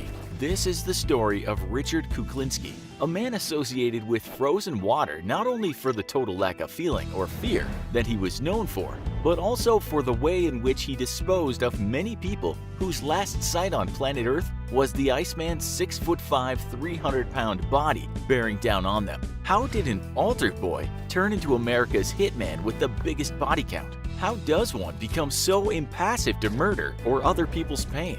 Richard Leonard Kuklinski was born on April 11, 1935. Many years before, he became known to some mobsters as the Devil himself. Kuklinski shared a New Jersey apartment with his Polish-American father and a mother who was born to Irish immigrants. It's a story we all know, the tough neighborhood, the hard-knock life, with his mother eking out her days in a meatpacking factory and his father working on the railroad. From interviews with Kuklinski, an inference we can make by looking at his dysfunctional family, these parents were a long way from the type that would have picked up good parenting guides. It's said the father was a hostile drunk and someone who took sadistic pleasure in beating Kuklinski and his siblings. The mother, who he called an overly strict, God-fearing woman, was no better. In fact, he once called her cancer, saying she destroyed everything she came into touch with. "He'd just come in and give you a whooping because he felt like it," Kuklinski said in an interview when talking about his dad. These weren't ordinary beatings, even in a time when a smack on the backside was seen as fair play for parents. No, this maniac of a man was said to have broken household objects while beating his kids. The attacks were so vicious that this resulted in one of Kuklinski's brothers being beaten to death. The parents told the cops he had fallen down the stairs. Shortly after that, the tormented father left the family and never returned. There's no doubt such a childhood had a profound effect on what happened later, with the Iceman's brother Joseph also living a dissolute life that ended with sadism and tragedy. It's a familiar tale in the circles of forensic psychology. The abused children, when no hand is held out to them, turn to hurting and killing themselves. We might also ask if a violent gene is passed on. Perhaps those frontal lobes don't work as other people's work. Perhaps there's no self-control, nurture, nature, or a bit of both. But we'll let you decide later. If you've watched the movie The Iceman, brilliantly played by Michael Shannon in the starring role, you might know a few things about our guy. Like most renditions of reality, it stretches the truth, but it also skirts close at times. Growing up with his mentally impoverished mother, Kuklinski was bullied. He was one of those kids that virtually smelled of victimhood. But he was a big person, and it wouldn't be long until the Iceman-to-be realized that with enough willpower, you can break people, and when broken, they don't bother you again. If you hurt somebody, they'll leave you alone, he told an interviewer once, relating to the time in his teenage years when he made those bullies disappear once and for all. "I'd heard it was better to give than to receive," he said, a wicked play on a cliche relating to altruism, not revenge. One time, 6 boys had been beating him. He took the beating, but then went home and found an iron bar. He returned to the group and viciously attacked them. They left him alone. He was right about that. In fact, most people would stay out of his way from then on. If you got in his way, you were going to get hurt. He told the interviewer that even a tiny infraction, someone maybe looked at him the wrong way, and he would beat them mercilessly. Here's the making of a hitman, a nascent killer who would do things most people could never imagine. He was also a pool shark, and it was said that if you bothered him, it would end in tears, blood, or the grave. He murdered at least one person he had called a bully. Speaking of that first murder when he was in his early teens, Kuklinski said in an interview, "I didn't mean to do it, I felt sadness. But after a while I felt something different, some sort of rush. If enemies or perceived enemies weren't around to hurt, it said as a teen he'd take his anger out on the neighborhood cats." But there was another side to him because Kuklinski was fond of women and was said to have been romantic at times. How romantic, how caring is something of a divided issue. The movie portrays him as a loving, doting husband and father. But he already had 2 kids with a much older woman when he met his wife-to-be, Barbara Pedrici. When the film depicts the wonderful early romance, replete with bouquets of flowers and awkward dates, Pedrici would later tell the British press that when she once told him she wasn't ready for a full-on relationship and might want to date others, he jabbed her with the sharp end of a hunting knife. "I felt the blood running down my back," she told the press. Kuklinski then told her in no uncertain terms that she was his forever, and if she left him, she and her entire family were dead. It said he throttled her until she lost consciousness. This is somewhat different from the sweethearts in love we see in the movie. Nonetheless, she would never leave him out of fear or love. Well, that's open to interpretation.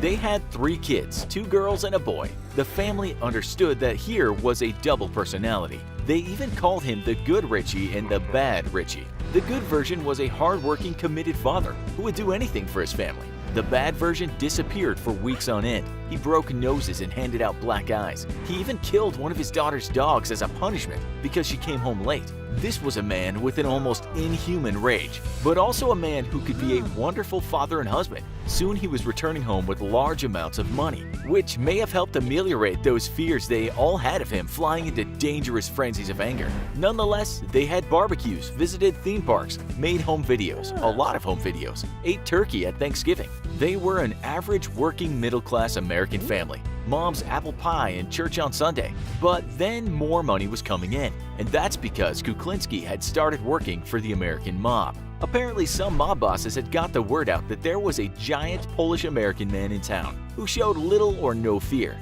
If you did wrong by him, you lost your teeth or went missing. He was quite the asset for those kinds of people. As the kids were growing up, Kuklinski was taking care of people for the Genovese crime family. He also worked as a human disposal man for Newark's De Cavalcante crime family and the Gambinos of New York City. How did he dispose of people? Well, you name it. He had many methods. He later said in interviews he liked to be creative. One time he bought a crossbow, and because he really wanted to use it, he shot a random guy in the head with it. "I just wanted to see if it would work," he later said in an interview, to the consternation of the reporter. He liked to hone his trade, it said, with one author saying murder for Richard became sport. The New York police came to believe that the bums were attacking and killing one another, never suspecting that a full-fledged serial killer from Jersey City was coming over to Manhattan's West Side for the purpose of killing people, to practice and perfect the craft of murder. We can't talk about every hit he did, as that would be tantamount to writing an encyclopedia, but we can discuss some of his more nefarious actions. Well, they were all dark. He told the media later that he enjoyed disposing of people in different ways: ice picks, knives, his hands, hammer, but he liked nothing more than using a nasal spray containing cyanide, not hay fever remedies. It didn't unblock people's noses, it undid their existence. This made less mess. You offed them anywhere you wanted, and the cops just thought they had a heart attack victim. When he wasn't leaving bodies in parks or down alleys, he was taking them to a place where he could chop them up and refrigerate the parts. Sometimes he'd just freeze the whole body and then sometime later dump it. This was particularly smart because then the authorities could not determine the time of death, hence the name the Iceman. Although others will tell you he got his name because of his frigid demeanor. There's more ice to this story too. How did Bad Richie know about cyanide? He got this from a man known as Mr. Softy, real name Robert Prong. Prong was ex-military and very familiar with bombs and poisons and guns. He actually drove around in a Mr. Softy ice cream van, hence the nickname. Kuklinski would later recall his friendship with the Hitman, saying he'd go around the neighborhoods and sell ice cream to the kids and maybe kill one of their fathers. But after teaching Kuklinski many methods of murder, Mr. Softy ended up being found in his van, shot several times in the head. Another notch for the Iceman. He did this, police suspect, because he was tying up loose ends. The cops at this time were onto him. It's also said, perhaps not true, that Mr. Softy had offered his services to take out Kuklinski's family, if Kuklinski took out his family. Lots of loose ends could be tied up if there were no families left.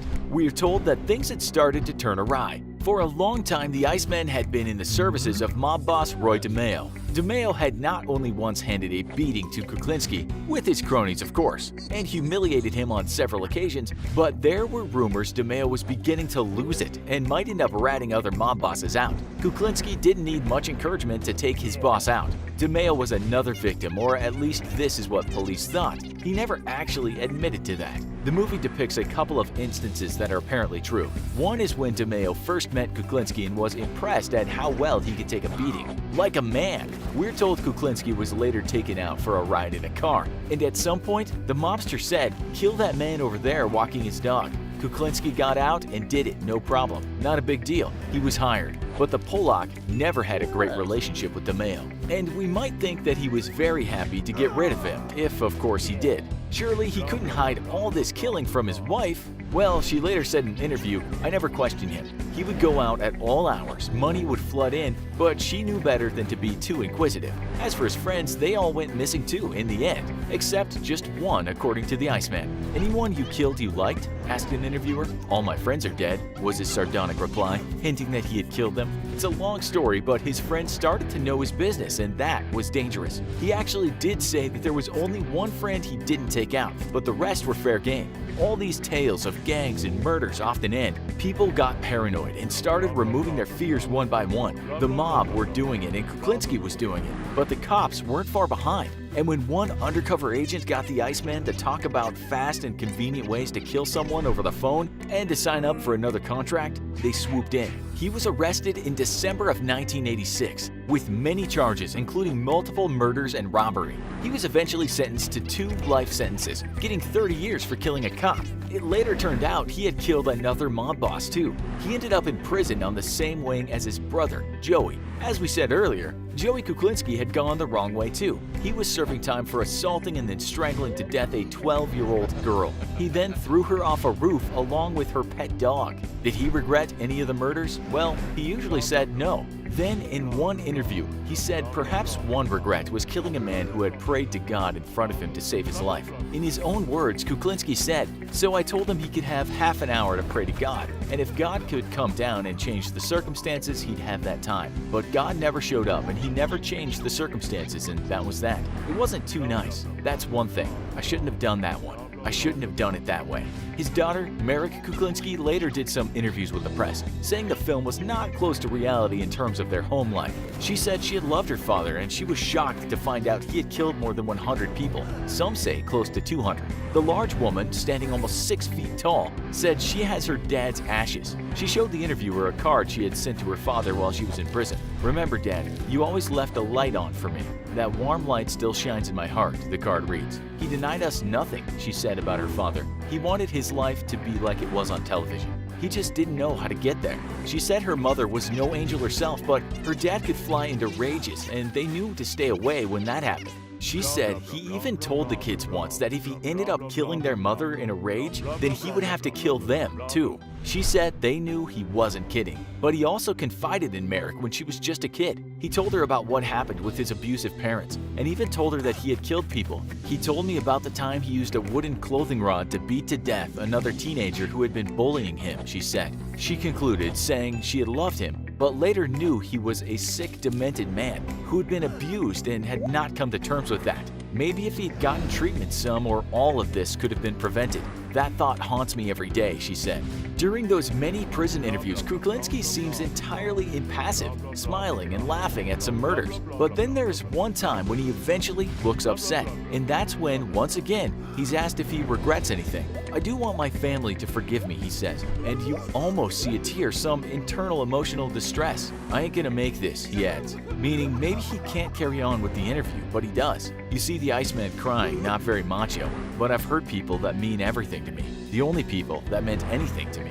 Richard Kuklinski died at age 70 in a prison hospital. He thought he'd been poisoned, although he'd been diagnosed with Kawasaki disease, an inflammation of blood vessels. He had told doctors that they should revive him when he was out, but that didn't happen. His wife Barbara had already signed a do not resuscitate order.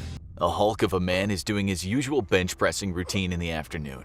400 pounds, he thinks not too bad. He wipes the sweat from his face while looking up at a TV monitor that's playing bare-knuckle boxing match he's seen 8 times already. A couple hours ago, he got a call from the Addams family. Not the bunch of spooks from TV, but one of the most vicious and powerful criminal organizations in the UK. They have a job for him. With that in mind, he goes into his garage and takes stock of his tools. Chainsaw, present. Axe, present. Meat cleaver, present. Knives, all there and recently sharpened. He flexes his bicep and gives it a reassuring grab with his hand, all the time wondering where he'll hide the human remains this time. It doesn't really matter, he thinks while grinning and shaking his head. The cops are useless. His name is Stephen Marshall, a man that'll become known as the Jigsaw Killer. Make no mistake, this man was terrifying. He was violent to the nth degree. He dismembered bodies without so much as breaking a sweat. He left in pieces people all over the south of England, a hideous trail of breadcrumbs for the police to follow. He was an excellent butcher too, expertly removing flesh from faces, adroitly cutting people into little pieces. When pathologists looked at his work, they said it must have been done by someone who'd worked in their profession. Like the infamous Jack the Ripper, he knew his way around a human body. But who was Marshall, and who finally put this macabre jigsaw together? We don't know too much about his childhood, so we can't hypothesize about what might have happened during his younger years to make him the monster he became. We do, however, know how he strayed to the dark side. In the 90s, he was a man in his early 20s and he got into bodybuilding. He was what the Brits sometimes called a hard man, and that led him to getting jobs as a bouncer. In the English underworld, being a formidable bouncer might lead to gang connections. If you're particularly good at breaking noses and not shying away from a man with a weapon in his hand, it's possible you could get hired by a criminal gang as a bit of muscle. That was back in the 90s anyway. The world of British bouncing isn't so wild these days. That's exactly what happened to Marshall though. He started doing jobs for the Addams crime family, an outfit that's said to be behind scores of murders and who racked up millions of pounds. This family was heavily involved in drug trafficking, extortion, hijacking, and of course the odd murder. The problem with killing people is getting rid of the bodies, and that's certainly not something criminal millionaires want to do. It's not just dirty work, but it can be difficult to do it right, and it's not as easy as you might think, not if you want to leave no trace. That's why the Addams family hired Mr. Marshall.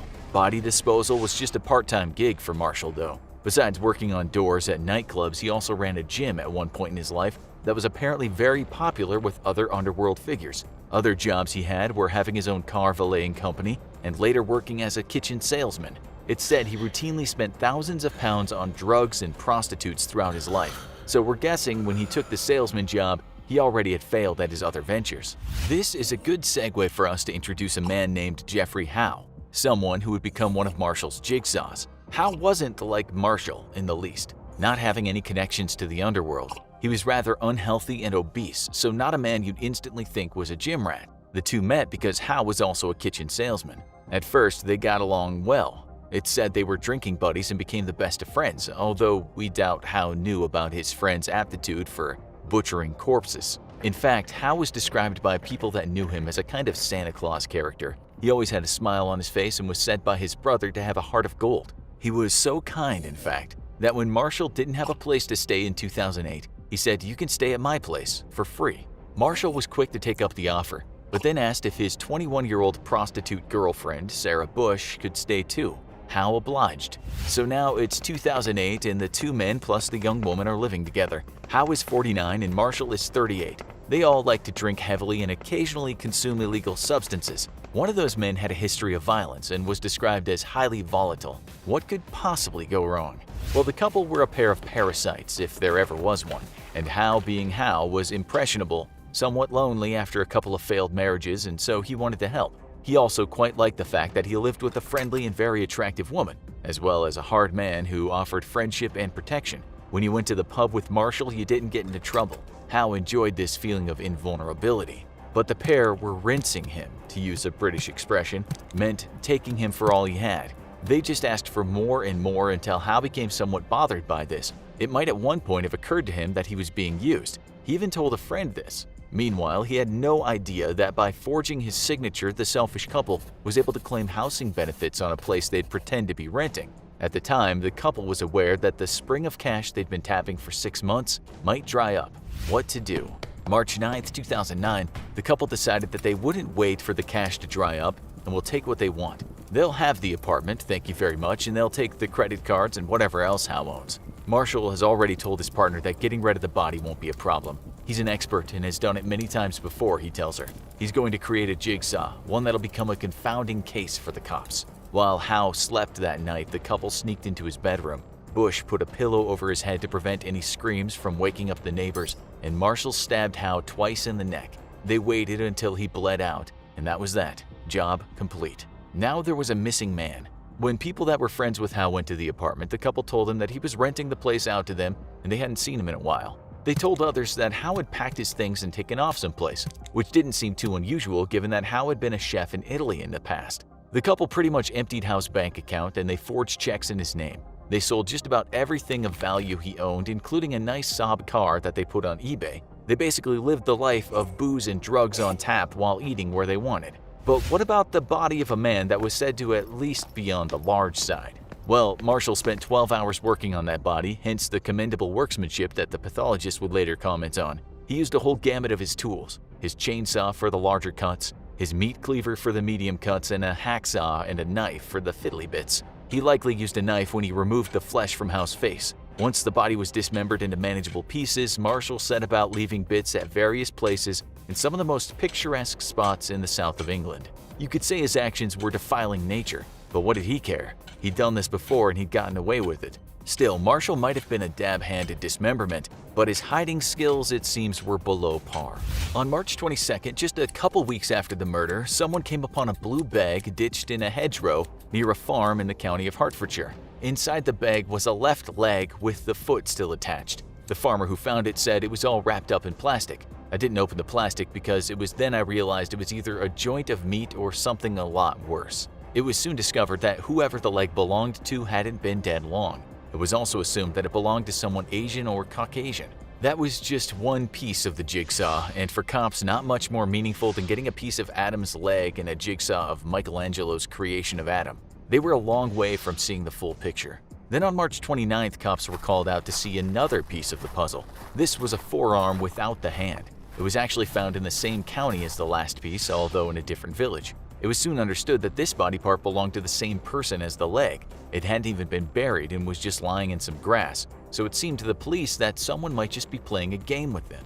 Just 2 days later, cops were alerted to a grislier find. This was a head with the flesh shorn off. The eyes, tongue, ears, as well as the neck had been removed. The killer hadn't tried very hard to hide it since a farmer found it in a cattle pen, although it was discovered in a different county from the previous two pieces. Then on April 7th, the fourth part of the puzzle was found. This was a right leg that was recovered from a lay-by on a busy road in yet another county in the south of England. The guy that found it had been driving for a pest control firm and had decided to stop his van and take a break. The police were almost certain the body parts were from the same person. Going to the public for help in solving the case, they announced that the man had 2 front teeth missing and that whoever it was had had a fungal infection in one of his toenails. As for that jigsaw of the creation of Adam, the cops now had bits of Adam, bits of God, lots of cloud, but they were still missing the main pieces. On April 11th, they hit the big time. A hiker had been walking out in one of the nicest areas of England's green and pleasant land and had come across a suitcase. Inside it was Howe's torso and other missing body parts. The only bits of the body missing now were the hands. But hey, isn't there always a darned missing piece of every jigsaw? They were never found, although Marshall later said he ditched them in the woodland in the county of Essex. The cops still didn't know who the dead man was, but at least they had a picture to look at. They said he was overweight, he had a problem with eczema, and he had bleached skin pigmentation on both his legs. At the time, though, they didn't tell the public the body wasn't all in one piece. They thought that might worry folks a bit too much. On April 21st, Howe's mother called the cops and reported a missing person. This wasn't because she thought her son had been killed, only that she was concerned. Still, when the police heard her description of Howe, things added up. They went around to his apartment and busted in since there wasn't anyone home. They didn't find any evidence of the murder and dismemberment that had taken place there, but they found Howe's passport. Marshall and his girlfriend later told cops that Howe was alive and had taken off someplace. But after the police got Howe's dental records, the game was pretty much up. This is what the cop who arrested them said. Marshall was very, very nervous, jittery. His leg was shaking. Sarah Bush was uncomfortable, and at that point, I knew that Jeffrey Howe was going to be our victim. Once forensics got to work, traces of Howe's blood were found all over the apartment. T-shirt fibers found on duct tape that was used to wrap one of the body parts also matched the t-shirt of Marshall's. If that wasn't enough, CCTV showed Marshall's car traveling to all the spots where the body parts were found. The game was certainly up now, although at first the couple denied the murder. Marshall pleaded guilty to perverting the cause of justice by lying about Howe being alive and well. He'd also admitted to cutting up the body, but he denied the murder. Bush denied everything, but said she was only with Marshall because she was scared to leave him. Then witnesses came forward who said they'd heard Marshall brag about his dismemberment skills, and it was also revealed that Howe had told someone that Marshall had threatened to kill him if he didn't leave the apartment. At the time, Howe thought Marshall was just kidding. Marshall then shocked everyone when he did an about turn. He changed his plea to guilty and then even owned up to cutting the bodies on 4 occasions for the notorious Addams family. Such an admission meant he would have to watch his back for the rest of his 36 years spent in prison. Such a powerful family could make sure someone died between the prison walls. Maybe the only reason he's alive today is that he never said whose bodies he disposed of. That, or he's kept away from the prison general population. Bush tried to say that she'd only acted out of fear of Marshall, although the judge didn't buy it. He said to her, "You were well aware of what Stephen Marshall had done. You took advantage of Mr. Howe in life, and then after his death you used his money." Still, she was given a lenient sentence and was out in just under 4 years. Marshall is still in prison now and could get out in 2046, but that'll be up to a parole board.